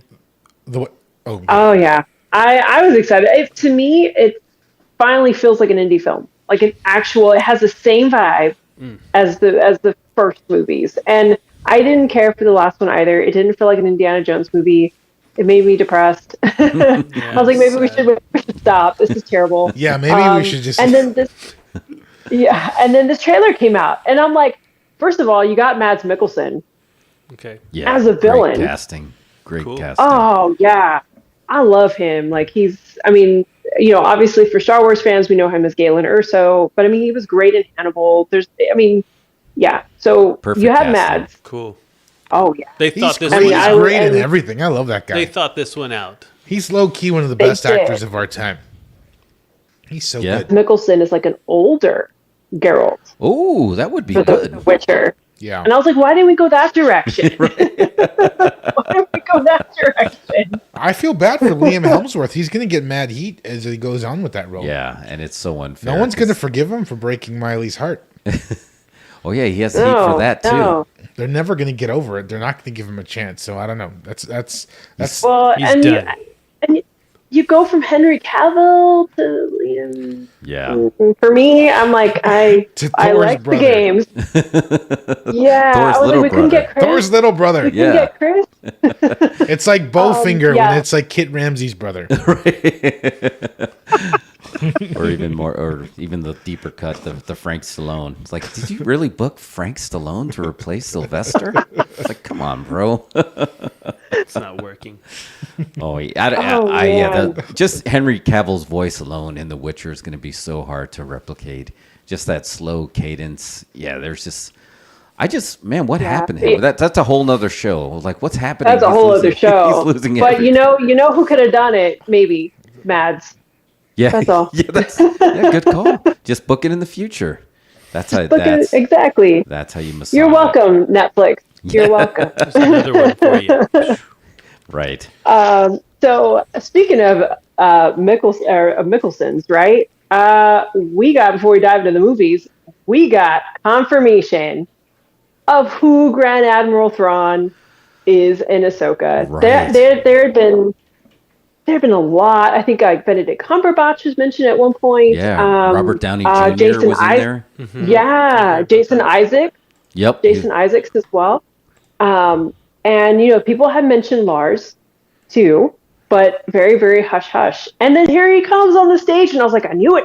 I thought I heard something like last year they had been casted, and no confirmation, but the voice of Thrawn himself in Rebels. Yeah. It's going to be so great. It's going to be so great. And they, I think a little bit of the front-facing trailer kind of makeup, front-facing Thrawn showed a little bit, which is not the best quality. People are already kind of like, I'm worried about the makeup. I'm like, but to be fair, the screenshot that's out there is not great. Yeah, exactly. That just looked like a copy, and they just try to recolor it to oh, I got this picture. I'm just going to put it out there with this really bad Instagram filter. And it's like, no, that can't be it. All right, Jeff, y'all do a spot for me as the Star Wars layman. Why is Admiral Thrawn the ultimate Star Wars heel? Oh my gosh, he is one of the most clever villains out there. He conquered his people, the Chiss, conquered civilizations. His methodology was brilliant. Yeah. He would go around conquering different planets, different peoples, because he studied their art and their culture, and he based his fighting and attack strategies based on what the art told him. And rarely defeated him. He was rival to Vader. Yeah. For Palpatine's. He's the only one who could rival Vader. Wow. Through his wit. That was the rumor, right? That the Emperor was always worried and prepared that he might be coming back. So he'd always have a plan, because he was the only one he was unsure he can beat, because he knew he was the ultimate strategist, right? He's the space Alexander the Great. He was not going to, he's always 3 moves ahead of you, but not in just this is how I foresaw it. he would literally do it because he was like the ultimate chess player, and he knew that's what you're going to do, and it was kind of like in that breed. So yeah, there's no chance of a babyface turn happening with him at all. Oh no, none. He sounds dark. And it's not super aggressive either. It's like the subtle. It's to compare it to one of the most chilling scenes to me in theater was the Saving Private Ryan scene when the poor soldier was taken, and then he just slowly put the knife in and slowly, and he's like, shh. That's Grand Admiral Thrawn as a person. That slow shh. Yeah, he's like very chilling. He's a silencer. It's more chilling than like unrivaled. Not rattled at all. Not, he was prepared for anything, and he was an iconic villain in the Rebels TV show. He was. I mean, you think there's nobody who could upstage Vader, and Vader, of course, makes his appearance in Rebels as well. But you don't think, Darth Vader is this iconic villain. Nobody. I mean, they're the best entrances, the best. Everybody knows who Vader is. Even the kids. My son pops all the time for Vader, and I'm like, he's a bad guy, right? But when Thrawn comes in, it's a whole different. I mean, he managed to in Rebels upstage Vader. Yeah, and you can see just the mannerisms, like just very calculating, his tone of voice. He had these red, blue skin, red eyes. Just I like this guy. I mean, I'm going for him. Yeah, I mean, honestly, you can go for the heels. It's your right. I'm It's going part for of the him. show. He sounds like a little. He sounds less emotional than Vader. He is. Oh yeah, he doesn't like struggle Vader with his might emotions. not be as bad as this guy because Vader's got all these emotions. Yeah, he's all emotional. His passion came from his strength, right? Anakin said it. Like that's where he thought it was a Jedi thing. My passion comes from my strength, and that can make you make rash decisions. And Thrawn doesn't do that. Wow. You're not going to beat him in a staring contest either. And that's terrifying. No, and just very calculated methods for how he hunted people down, and just the books are fantastic. Yeah, so definitely recommend the Heir to the Empire trilogy. It's a Star Wars legacy series. That's where he first makes his appearance. Timothy Zahn is the author, and you're hooked on him from the books.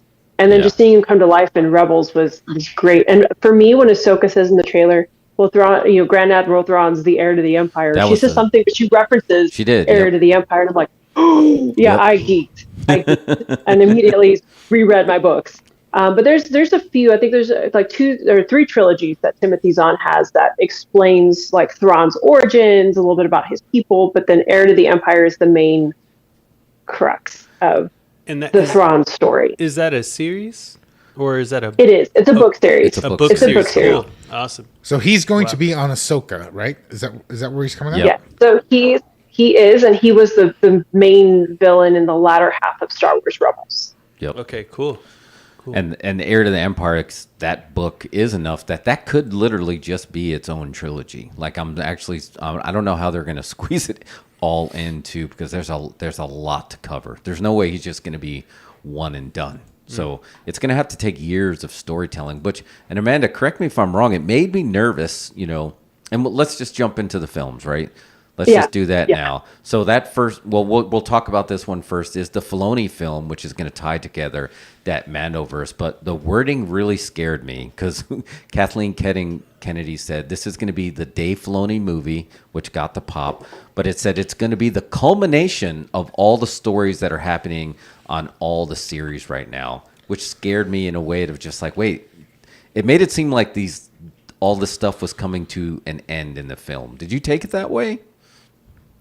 I did. I feel like this whole time, with Favreau at the helm, along with Filoni, you're going to have a very Marvel-esque. This kind of throws me back a little bit to like the original the original Marvel formula, where you had everybody's individual movies and they culminated like in the overall Avengers films. Right. I feel like this is the same concept where you have, you have Mando as a character, Bo-Katan, you have Boba Fett, you have now Ahsoka, you're going to have whoever Jude Law's person is or Jedi is in Skeleton Crew. And so I feel like this is going to be the movie that brings everything together. And to be fair, I think if they handle it well in terms of how they wrap things up, I'm not going to be as worried. I think I'm a little bit more worried about an open story with no end, because at some point the content gets less meaningful. And like, we're getting that criticism right now with Mando. Right. And so with no direction, people are like, what about the main story? I mean, you know, to be fair, man, Din and Grogu's story culminated when they got back together. Yeah. In theory. What happens to them now in an open world environment? Right. You can only keep Grogu little and cute for so long without telling us what happened to him. Yeah. You know, so I feel like then letting Filoni do it is a smart choice. As long as they let him do it. Yeah. The way they want to bring everything together. You know, I think if Filoni handles it, he's been through all these shows along the way, I think he will do it. I have faith in Filoni. Faith, yeah. And Dave, we trust. You're right. Now that you already made me feel better, so if that's by proxy, it's going to work, because he did end the Clone Wars, and I felt okay. He ended Rebels in a way, and okay. So and it's going to be doing. And both of those endings were epic too, though. Yeah, both of those endings were epic. Like that Siege of Mandalore arc in the Clone Wars. Yeah. Yeah, that was. So can you imagine what we're going to get in this movie? Yeah, because that was cinematic. They were so lucky to have that. You know, that should have been what was on the big What's screen. it going to take, though, for the average person who is not a super Star Wars fan to go see the movie? You know, I feel that's always been my constant debate. Is like, I feel like TV. We're in the era now where we started to take our big IPs, our big cinematic IPs, and turn them into TV shows. And I feel like that, in a way, has sort of like diluted them. How do we boost it back up? How do we get people excited about it again? You know, that's my. Well, I also want to counter with this. Do we have to have a movie that's for the general audience? Could we have something like the Star Wars films? I feel like, you know, like the original films you could definitely relate to, but they also built upon each other. And I feel like the hardcore Star Wars fan base was what drove the numbers up in box office, even with the prequels, even with the sequels. You know, I think, do we have to have something that's so vague for the general public, or can we rely on the formula that's already worked for us? Yeah, I mean, like, there's so many crazy fans out there that I would think like that's gonna sell anyway, right? You know. Yeah, you're going to have the people that you're going to get the multiple viewings from. Like, yeah, I'll buy 3. I got 3 tickets. We're good. Yeah. So if a few bunch. Yeah. Mm-hmm. And you have the star power too. I think, like, again, we've talked about how much we love Pedro Pascal here, and sometimes send each other memes and TikTok reels and whatnot, because we love Pedro, right? Right. But I mean, you're getting people that are now getting, you know, kind of bigger names, like Rosario Dawson has some draw. You know, you got Jude Law, who's going to have some draw. You know, so I feel like you're getting a little bit more star power now than kind of with some of whereas the original films and even the prequels, you know, Hayden Christensen wasn't a big name back then. Ewan McGregor had some credits, but he wasn't. You know, Samuel Jackson, they weren't huge draws, but I feel like now you have more star power. You have somebody viral like Pedro. Mm-hmm. That's a really good point. But he needs to take off the helmet in the movie. That's what's going to put the movie over. You're right. And they did establish that the helmet could come off. You know, that's true. They did establish in the last 2 episodes. So, but he went through all that to get to, like, you know, redeem himself, right? Well, again, I think that was one of the things that we felt the backstage politics affect the front story. I felt like that was because the whole cleansing himself and Grogu reunion, that felt like that could have been its own thing, and they just like got it in as fast as possible and then moved on. Yeah. So you're right. Or maybe he gets a pass. The armor gave Bo-Katan a pass. Yeah, maybe exactly. He gets a pass too. You are handsome. Please remove your helmet. Yeah. Come on. We need the women to come back now, like me. Bo-Katan are uniting the clans. Pedro has united the women. Yes. As one, I'm here. As long as he takes off that helmet and then he's making that face like the meme and he's just... Yeah. Making his own kind of music, make his own kind of Mando music. I didn't realize you had a mustache, Din. Darren. It's really working for you. It's like, Luke, I am your father, and then he's like, I am your daddy. If I could, I have one pitch to the studios. If you really want your movie to your Star Wars film to bring in the crowds, give the people what they really want to see. Augie Ben Doggy needs to be in a Star Wars film. This is an untapped resource. You have all the Hardware Wars characters. Bring one into the Star Wars universe. Just my 2 cents. Doggy. Did I feel like, Amanda, did they talk about Hardware Wars at this? I feel like it did, and I don't remember if it was a breakdown of Celebration. There was one of the shows that did a Hardware Wars reference. Like they had a shot where it looked like the iron flying. It was in one of the episodes. I remember. I'm trying to remember. Yeah. I have to go back and look. I think my brain was still processing so much of all of this. Yeah. I feel like they were just talking about the passion of Star Wars fans, and they're like, yeah. Now you get a bunch of people making sure, but back then it was a big deal to kind of get. And this one ended up like on VHS tapes on like an anthology with like Bambi versus Godzilla. Like it made the rounds for a while. Yeah, I mean, oh my gosh, that's a good cut. Ham salad, Fluke Starbucker. I mean, they could put him in like stormtrooper gear. I mean, they've got the make him a Mando. I don't know. they got plenty of extra parts. Yes. You would think. Watch, there'll probably be something that comes out that was like, yeah, he was in the Filoni film. I feel like Dave would just do didn't that. know it. Yeah.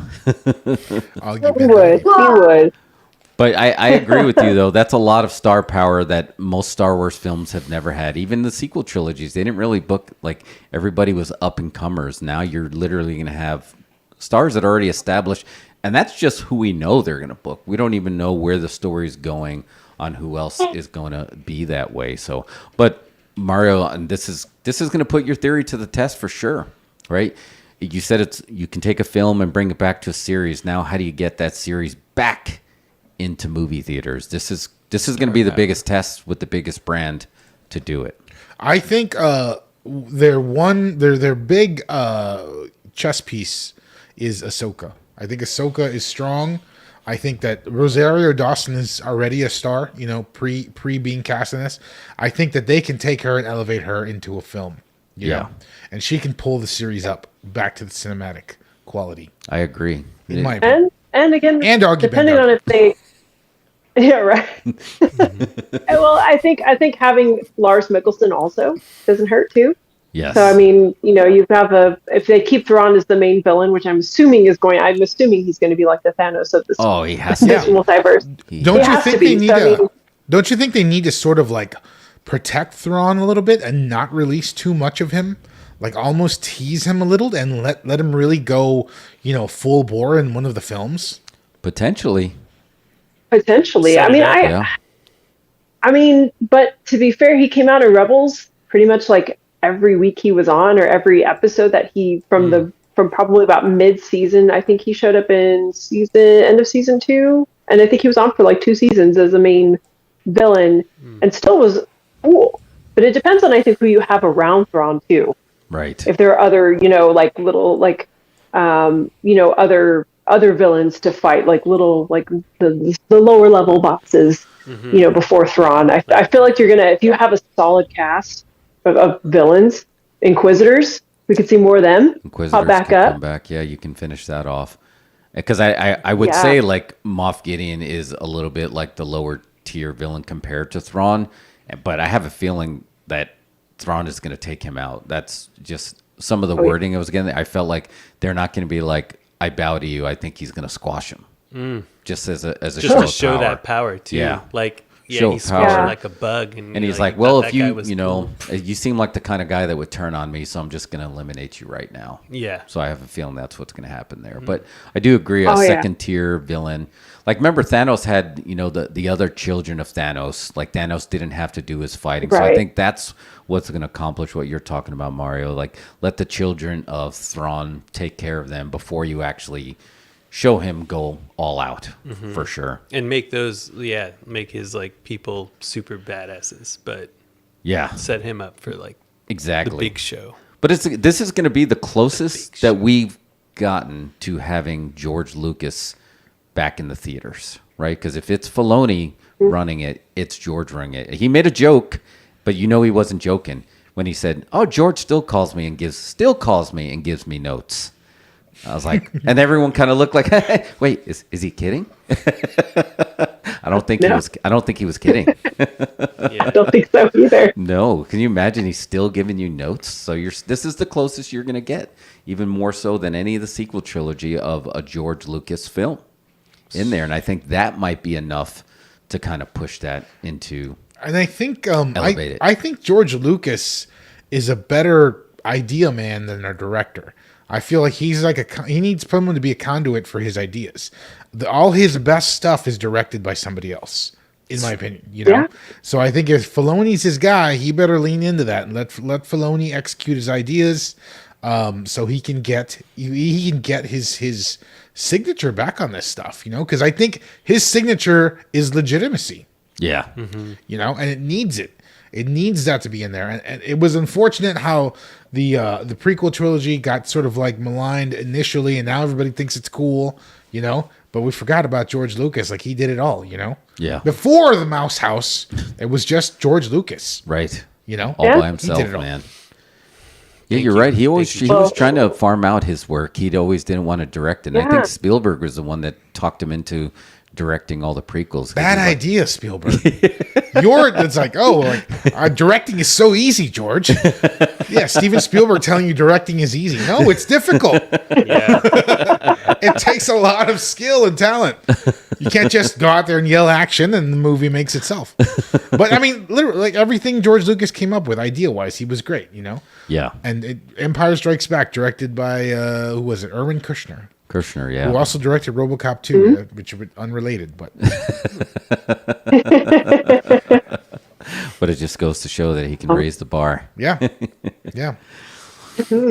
Absolutely. And so we have two other movies mentioned. So part of what was released at Celebration was an updated timeline for, the era, the Star Wars eras, if you will. They added, of course, to coincide, I think, with these particular films, they added an era called the Dawn of the Jedi.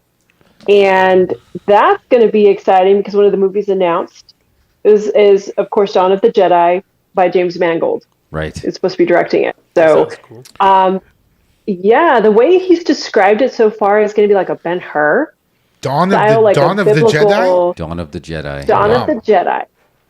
So it's supposed to explore the origins of how the Jedi learned to use the Force. So and again, he's looking to make it like a Ben-Hur styled film, like this biblical epic is kind of the vision for it. So I have not touched on. There is a comic series, and there's a Dawn of the Jedi, book series, if you will, or I guess it's more comics. I haven't read them in a good while, so I'm going to go back and reread those. But I don't know if this is based on that because it's technically not canon. But we'll see what we get. I mean, that's all we have on it so far. This is all new ground, but it's great. I mean, we saw what he did with Logan.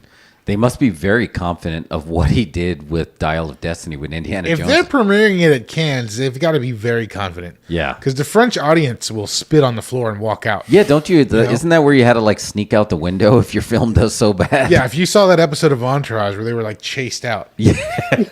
That's a shoot. So they must feel, that's making me feel better. That's some. So I love the idea of like those old Hollywood biblical epics of just where did the Force even come from? Like, who was the first person that figured out what the Force is? I know exactly who it was. It was Fluke Starbucker.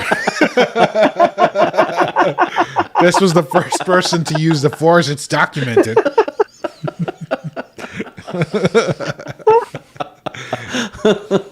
Sorry, Hardware Wars is great. I have that. I've watched somewhere. it so many times. Hardware Wars. Oh. That is even the better deep cut than the Star Wars Christmas special, Hardware Wars, for sure. Oh my gosh. But yeah, just the idea of they're just gonna like the discovery of religion, of this Jedi religion, and the practice and everything that goes into it. And then I'm assuming that's gonna have the other side of the coin as well.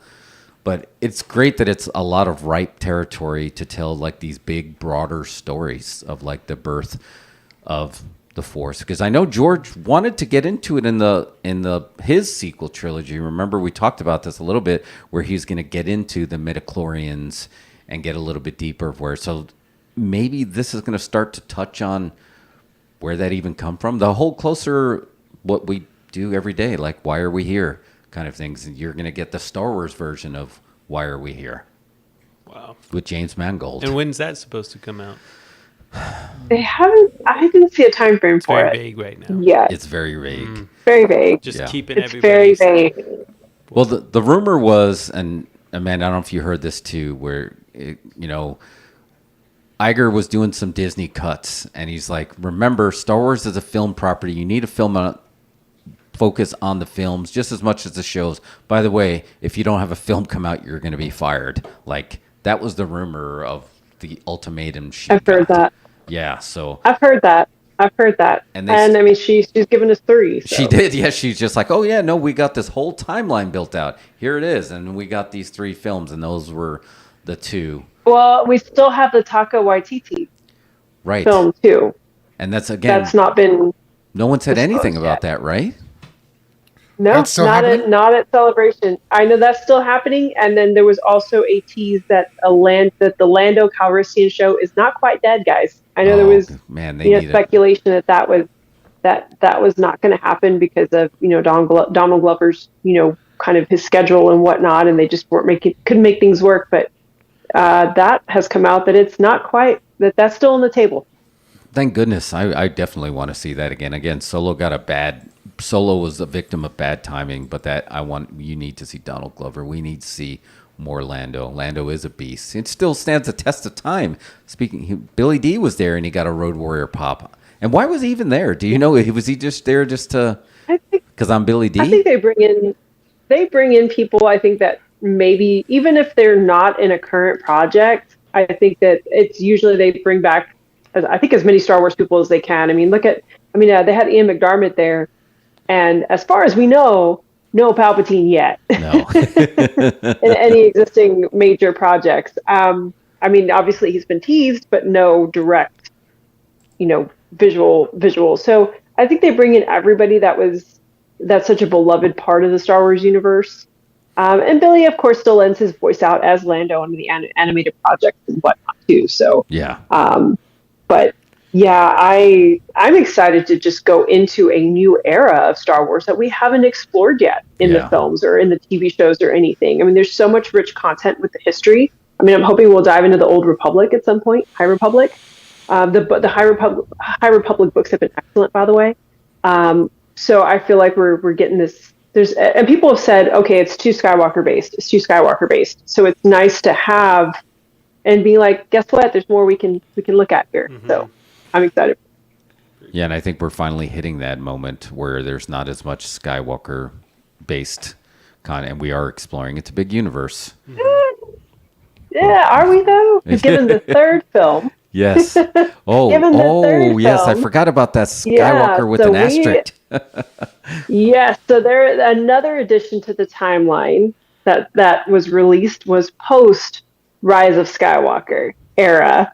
And we got announced for a third film, which I believe, I need to go back and look, but I saw something just before I got on here that may come out first. They're already working on it, which is the Rey Skywalker film that's supposed to be about 15 years after the events of Rise of Skywalker, and we get the return of Daisy Ridley as Rey. And she got so she's back. She got a good pop. She did get a pop for sure. And I think a lot She of did people. no word. Oh, sorry, no word on Finn. yet. No word. And then, again, she got a good pop because I think the people realized that like she didn't write this, right? She was literally, she read the words. You know, she emoted the words, but it's not her fault. And I said this before. This could be an opportunity to fix a lot of the stuff that happened. And Finn, to me, is even a bigger issue than even what they did with Rey. I feel like for better or worse, they gave Rey that complete story. Finn didn't get that complete story. He did not at all. And this is their chance to kind of right that wrong. But that being said, the other side of the coin is, you know, it's kind of like what's happening with Roman Reigns, to the point where a lot of people, they do like him, and he's not getting his heat. He's getting Vince heat. He's getting Vince's heat, and I think a lot of these sequel characters are getting Kathleen Kennedy's heat.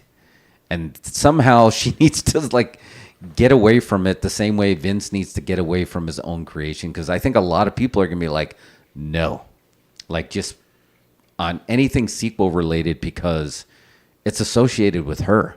Mm-hmm. And that's not the actor's fault. Yeah, can't blame the actor. And I think, right, it's like, go Kathleen, get out of here, go. I think the nice thing is that this is going to be directed, and I don't have her name on the top of my head, but it's by the Miss Marvel director. Yes. I don't know. Which that show was really good. That show was really good, actually. I enjoyed it. And it was one of the better Marvel shows that came out this year. For sure. Yeah. Well, so that's a bright light, right? Yeah. I don't know, Mari, like you shoot straight when it comes to the sequel trilogies, and I think it stands as like, even though a lot of people hate Last Jedi, wouldn't you say that's your favorite of the three, right? I mean, I think it's my favorite of the three.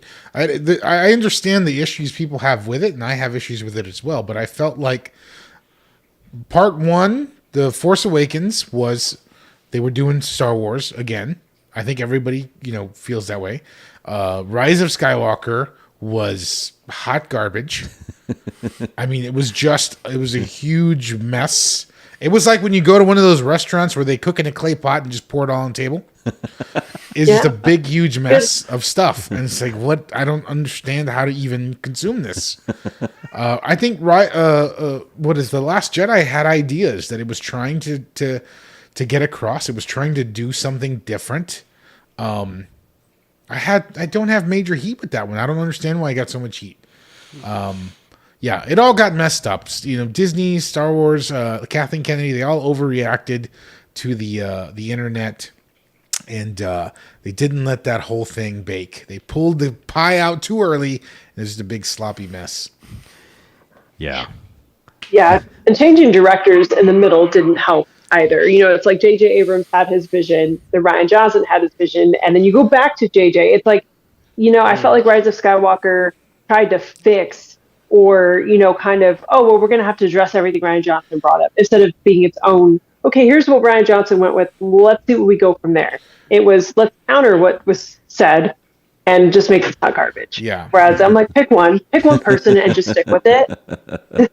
You're doing a trilogy, or make sure they're all on the same page with the story if you have different directors. Yeah. No continuity like that should be illegal. Remember that episode of The Simpsons when Marge was trying to get gum out of Lisa's hair, and she's like, well, try oil. And she just started, and all she did was make the gum worse, and then she had all this other crap in her hair. It's like, I don't know why this isn't working, Lisa.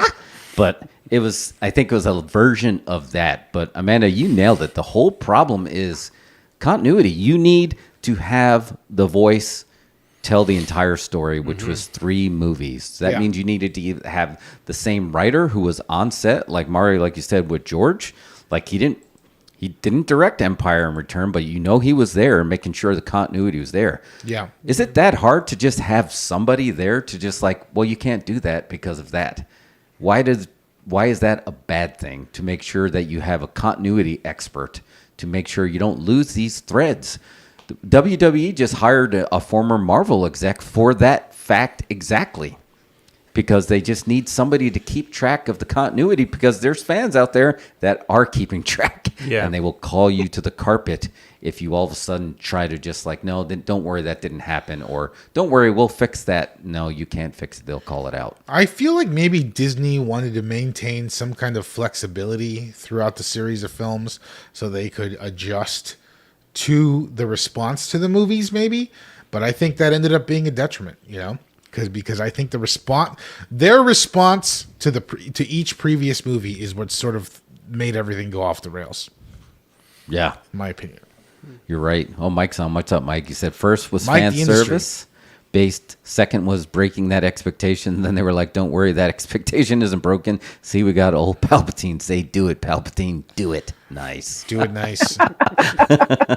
Oh, and look, we're going to give Chewbacca a medal. Remember all the jokes on Twitter about Chewbacca didn't get the medal? Oh, yeah. Yeah. That movie was so bad that I remember when it was coming out, the day before we were going to see it, someone posted the opening crawl online in a leak, and I watched it, and I thought it was a joke. I read the opening crawl. I was like, "This is not real. This is not how it opens." And I went into theater, and it was actually real. So it's brave because of that to release this movie first, in my opinion. Just because I don't know if time has healed these wounds, because Twitter is there to remind you of those wounds. Yeah. So I think it's risky to do that. And again, I'm very forgiving. I'm more forgiving. And these characters were booked just like they're great wrestlers that are booked into bad storylines, and we see it all the time. And it's the same thing. These were good characters that were just booked into awkward storylines. But if you took those characters out of that environment now, like I still think Kylo Ren has potential to be a great character that they could go back and revisit. Just got booked into a lot of bad stuff. But if you really start digging deep and you just wash away all the fan service and the repairs and the bullshit like that, the whole thought of a dyad of just like that this came from a Skywalker bloodline, that now they created this convergence in the Force that has never happened before. That's fascinating, because to me that's kind of fascinating in real life too, when you talk about like real soulmates. So like, do you have like these kind of like agreements like from a non-physical, and you bring that physical, and now you somehow, how does that manifest itself in real life when you bump into somebody and you feel like you've known them your whole life, or you can finish each other's sentences, whether you look at it from a romantic sense. I think that's a really fascinating route that they can go, and that involves Rey and Ben, Kylo Ren. There's a lot of good stuff you can do with that, but I don't think there's a lot of non-creative people that won't get out of the creative people's way to explore that stuff. And sometimes you get lucky when they have so many projects going on, one will slip by and like, man, that was great. Like no one saw Andor coming. If there was like a RKO out of nowhere, and now it's like one of their best shows. So there's a lot of good stuff that can happen. I feel like some of the movies that like maybe people don't like or whatever, like I think I've said this before, I ended up liking the ones from like the 1991 or whatever, or 1990. Yeah, the prequel 99, trilogy. excuse me. And it's kind of reminds me of music a little bit. Like sometimes you have to write stuff to get to the next stuff, or like meditation even, when you meditate, you're not always like gonna, get to that point that you want to get to, but sometimes it's just to get to the next meditation session. So some of these movies might have been that, they're like, we got to make something, let's try and, what can we change and make it better or whatever, it's like, I think sometimes that's just the way it is. You have to make stuff to get to the good stuff sometimes. So I think I agree with that. Are you saying make your own kind of music, sing your own special song, even if no one else sings along? Yeah, sure.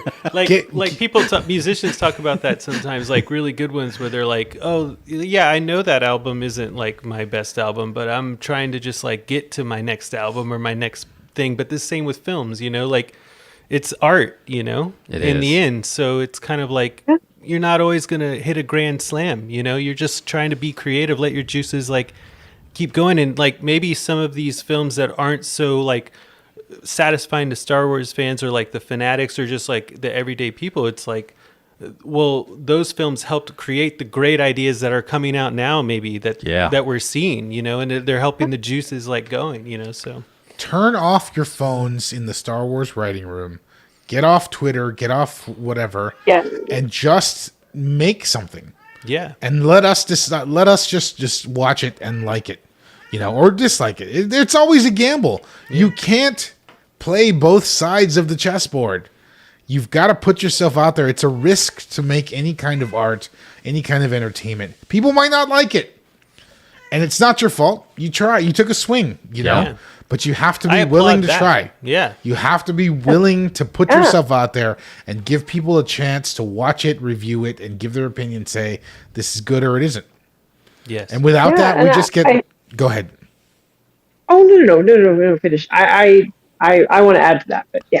I'm just saying, without that, we just get, you know, just middle of the road, medium quality, mid kind of entertainment. You got to take risks. Yeah. Got to risk it to get the biscuit. Risk it for the biscuit. Oh, that's a good one, Jesse. That's awesome. I'm stealing That's that awesome. And honestly, I feel like, I feel like this applies to wrestling, anime, or whatnot. Like, you're going to have fans out there that are just appreciative to even have something to watch, or that grew up with it, or that, you know, that are like, you know what, yeah, I'm still going to stick in and hang in, you know, with Star Wars. I've had plenty of people. In fact, I talked to somebody today that was like, I got done watching Star Wars after the prequels. I'm like, well, that's fine, because there's plenty of us that are still watching and still talking about it and still super appreciative that, you know, we have the opportunity. Same with wrestling. You know, like we may not always agree like with the direction that WWE or AEW or whatnot is going in, or, you know, they have really hot moments, they have, you know, tough moments, the storylines are good, sometimes they're not, but that's the thing, we at least have wrestling to enjoy. And we have Star Wars to enjoy. It's like, no, keep going. Oh no, that was really it. That I'm just thinking like, about, as a fan, I'm here. I'm thinking about like the Lakers and LeBron and his whole story. I'm like, man, I've watched him lose a lot of finals, but I appreciate that he just tries to keep going. You know? Thanks. Gives me something to do and turn my brain off. Here's the irony too, and to add to what you guys are talking about, the whole reason that Star Wars is happening in this Disney universe right now, make no mistake, when all that prequel hate came in, and it was coming in, and back then I was even more confused than I am. Like I'm less confused now because I see both sides. But back then, I was super confused. I'm like, I love these movies. Like, what's going on? But George Lucas, I remember him saying, it's just like, you got to be careful because you're going to have people coming up to you said, "Thanks a lot. You killed my childhood." And just like, what? Like, it's like that deep to the point where that had a way in his decision of like, you know what? I think I'm going to retire. So the whole thing was all that hate back then of just like went to him, drove us to Disney.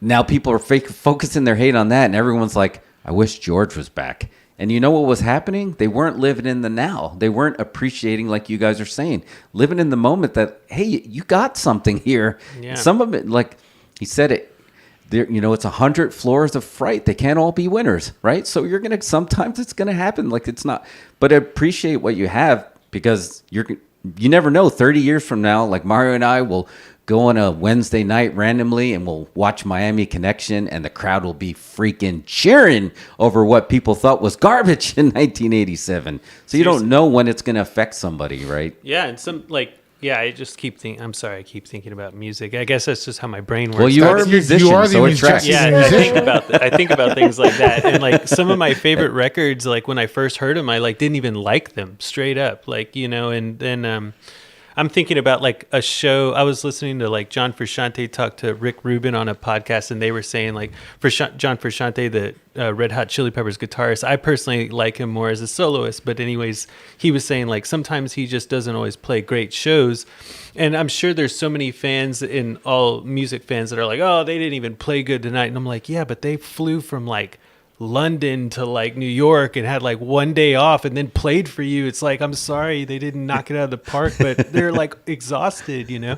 And like that's the same with films. It's like there's so many people putting so much effort into this work, so many passionate Star Wars fans working on this, doing their best, you know? A lot of them don't have control on how it's really going to come out. Yeah. They're just like trying for their fans, and I respect that. Yeah, and I was reading something Rick Rubin wrote not too long ago. He's part of what makes art or what gives art the ability to like be good is the insecurity that goes into it.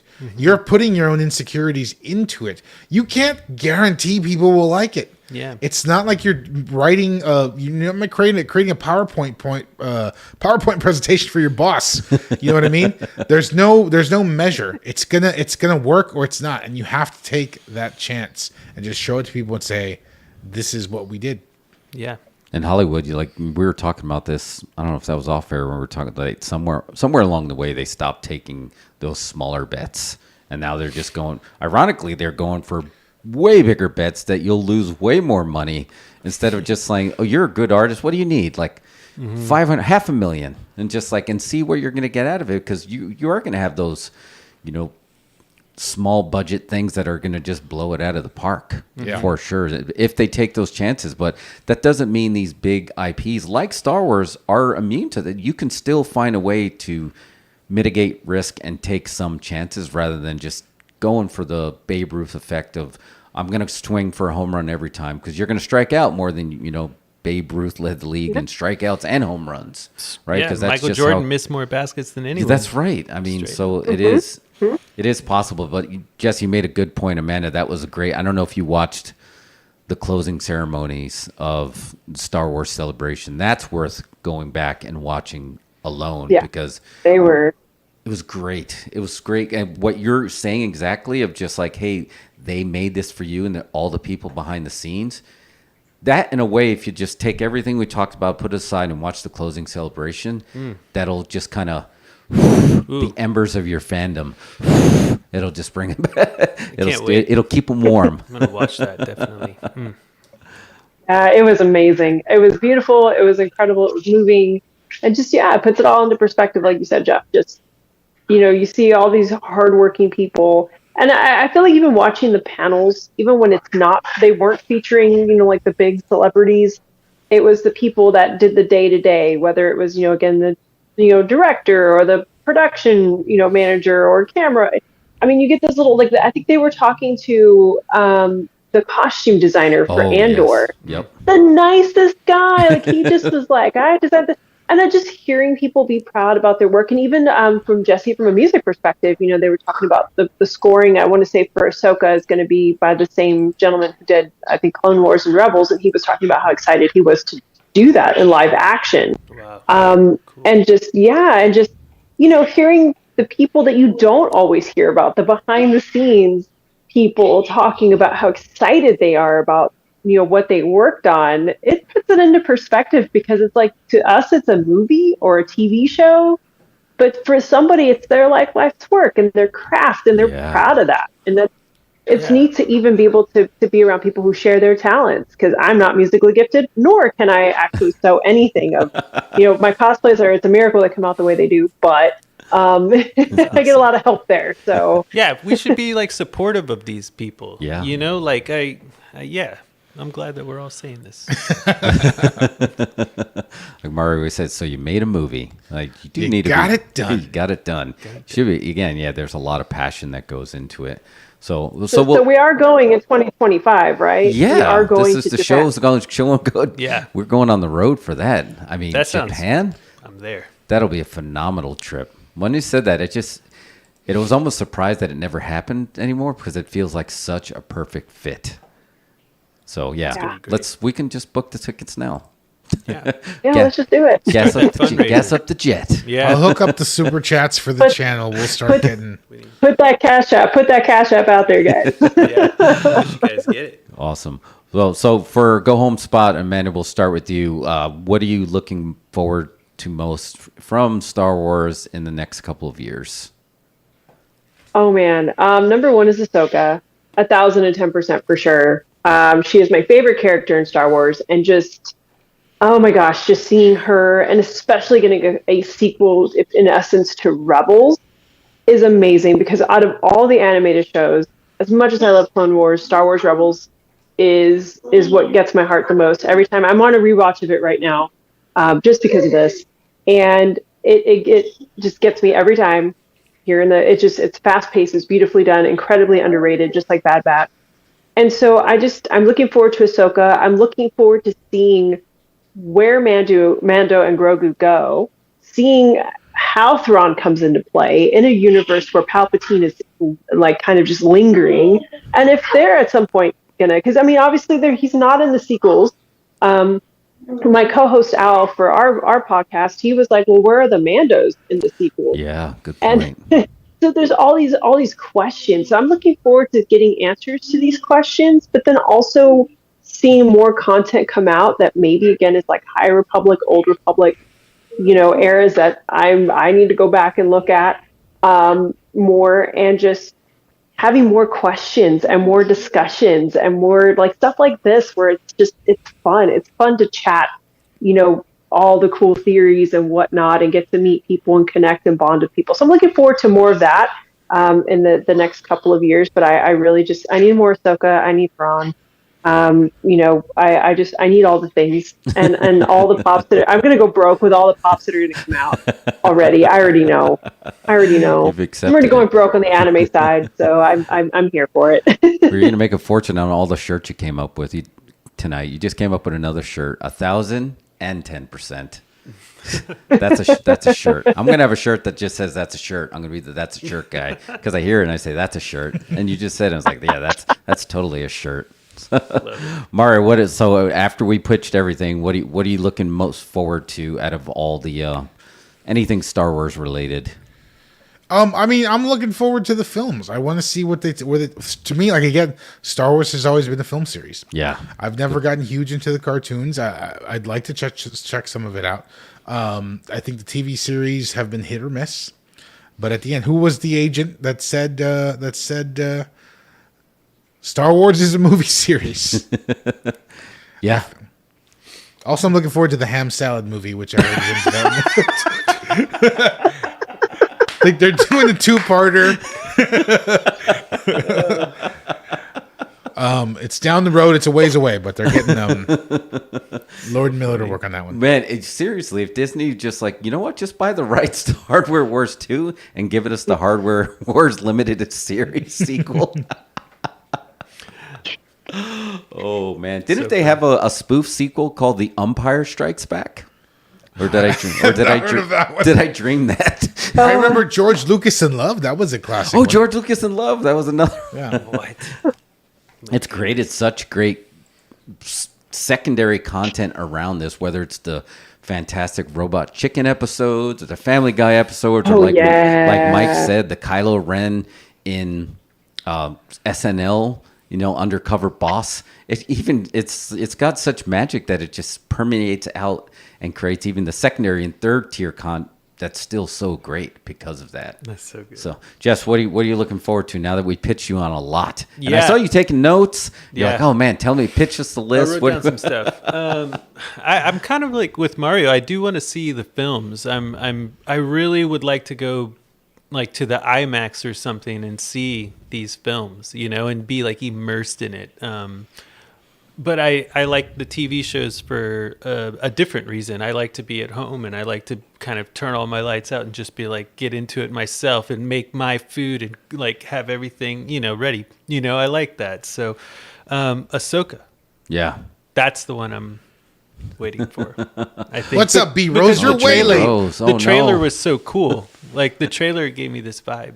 Yeah. Where I was like, ooh, this is what I want to see. Yeah, that was like across the board internet happy. That broke the internet of just like how everybody was happy about that trailer. And the music in the trailer. Yes. It's like that. It's like classical music stuff. I'm like, yes, that sounded cool.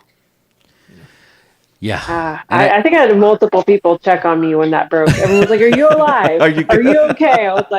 I was like, "Happy tears, guys! Happy tears." Amazing. Yeah, because you have to have one that you watch with earbuds into privacy, so you can cry in the closet in peace. Then you have to have the one that you put on the Bose, and then you just like the neighbors are like, "What's going on over there?" Because it's just a new trailer drop. Just go with it. Yeah. Well, I think we're going with a clean sweep. I'm with you guys. I'm ready for Star Wars to go back into cinemas, and I'm going to be there for all three of them. First, whether it's Ray, I'm probably leaning more towards, the Filoni, just because I know, like I said, that's going to be the closest we get to a George Lucas film. So I'm probably going to say I'm looking forward to what Dave could do for Star Wars to win back theaters. So, of course, like the TV projects, it's hard to pick. The Acolyte to me might be the most intriguing because I have no idea what to expect. Mm-hmm. But Ahsoka is going to be great because it's Dave. But seeing what Dave can do after everything he learned from George to win back theaters, yeah, that's going to be fantastic. Yes. Stoked. Cool. Well, B-Rose got here just not in time to hear that closing don't, because show's over, man. But yeah, that was a good one. Yeah, and we Amanda, thanks for coming on. I'm going to give you a chance to still plug your socially distanced podcast, right? And I know you guys are covering Mando each week as well. Yes, we are. So, of course, I'm one of the co-hosts of the socially distanced podcast off the popbreak.com. The popbreak.com is basically a giant hub of nerd awesomeness. So if you're looking for anything anime, Star Wars, pop culture in general, music, wrestling. In fact, one of the articles that we just published here recently was an interview with Britt Baker and Adam Cole for our wrestling fans here. Nice. We got the interview that's been going around the internet. That's a Pop Break article. So it's a big one for us and very, very appreciative of that. But yeah, Socially Distanced Podcast, we air on Fridays and we cover all kinds of pop culture stuff. We are covering Mando this season.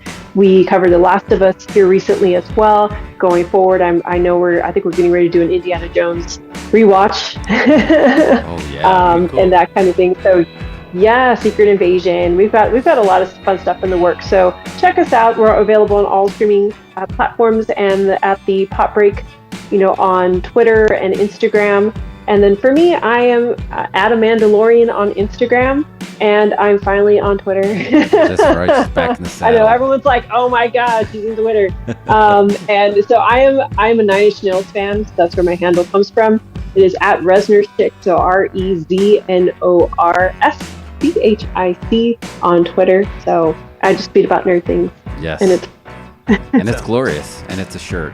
and thank you guys for having me. This is always so much fun, and you guys are awesome. So this makes my evening, and this is actually my birthday's tomorrow. So I'm spending my birthday eve with you guys. Yes, happy belated birthday. That's great. Awesome to have that Star Wars cake, Star Wars ice cream, whatever it takes. Cool, thanks, man. And then Jess, thanks for coming in the house. As always, it's good to have you in here. Again, we share all the good nerddom. For sure. I love right, it. guys. I need this. We're about to pitch a movie, so music's almost over. Say goodbye. Here we go. Good baby, all squeezy.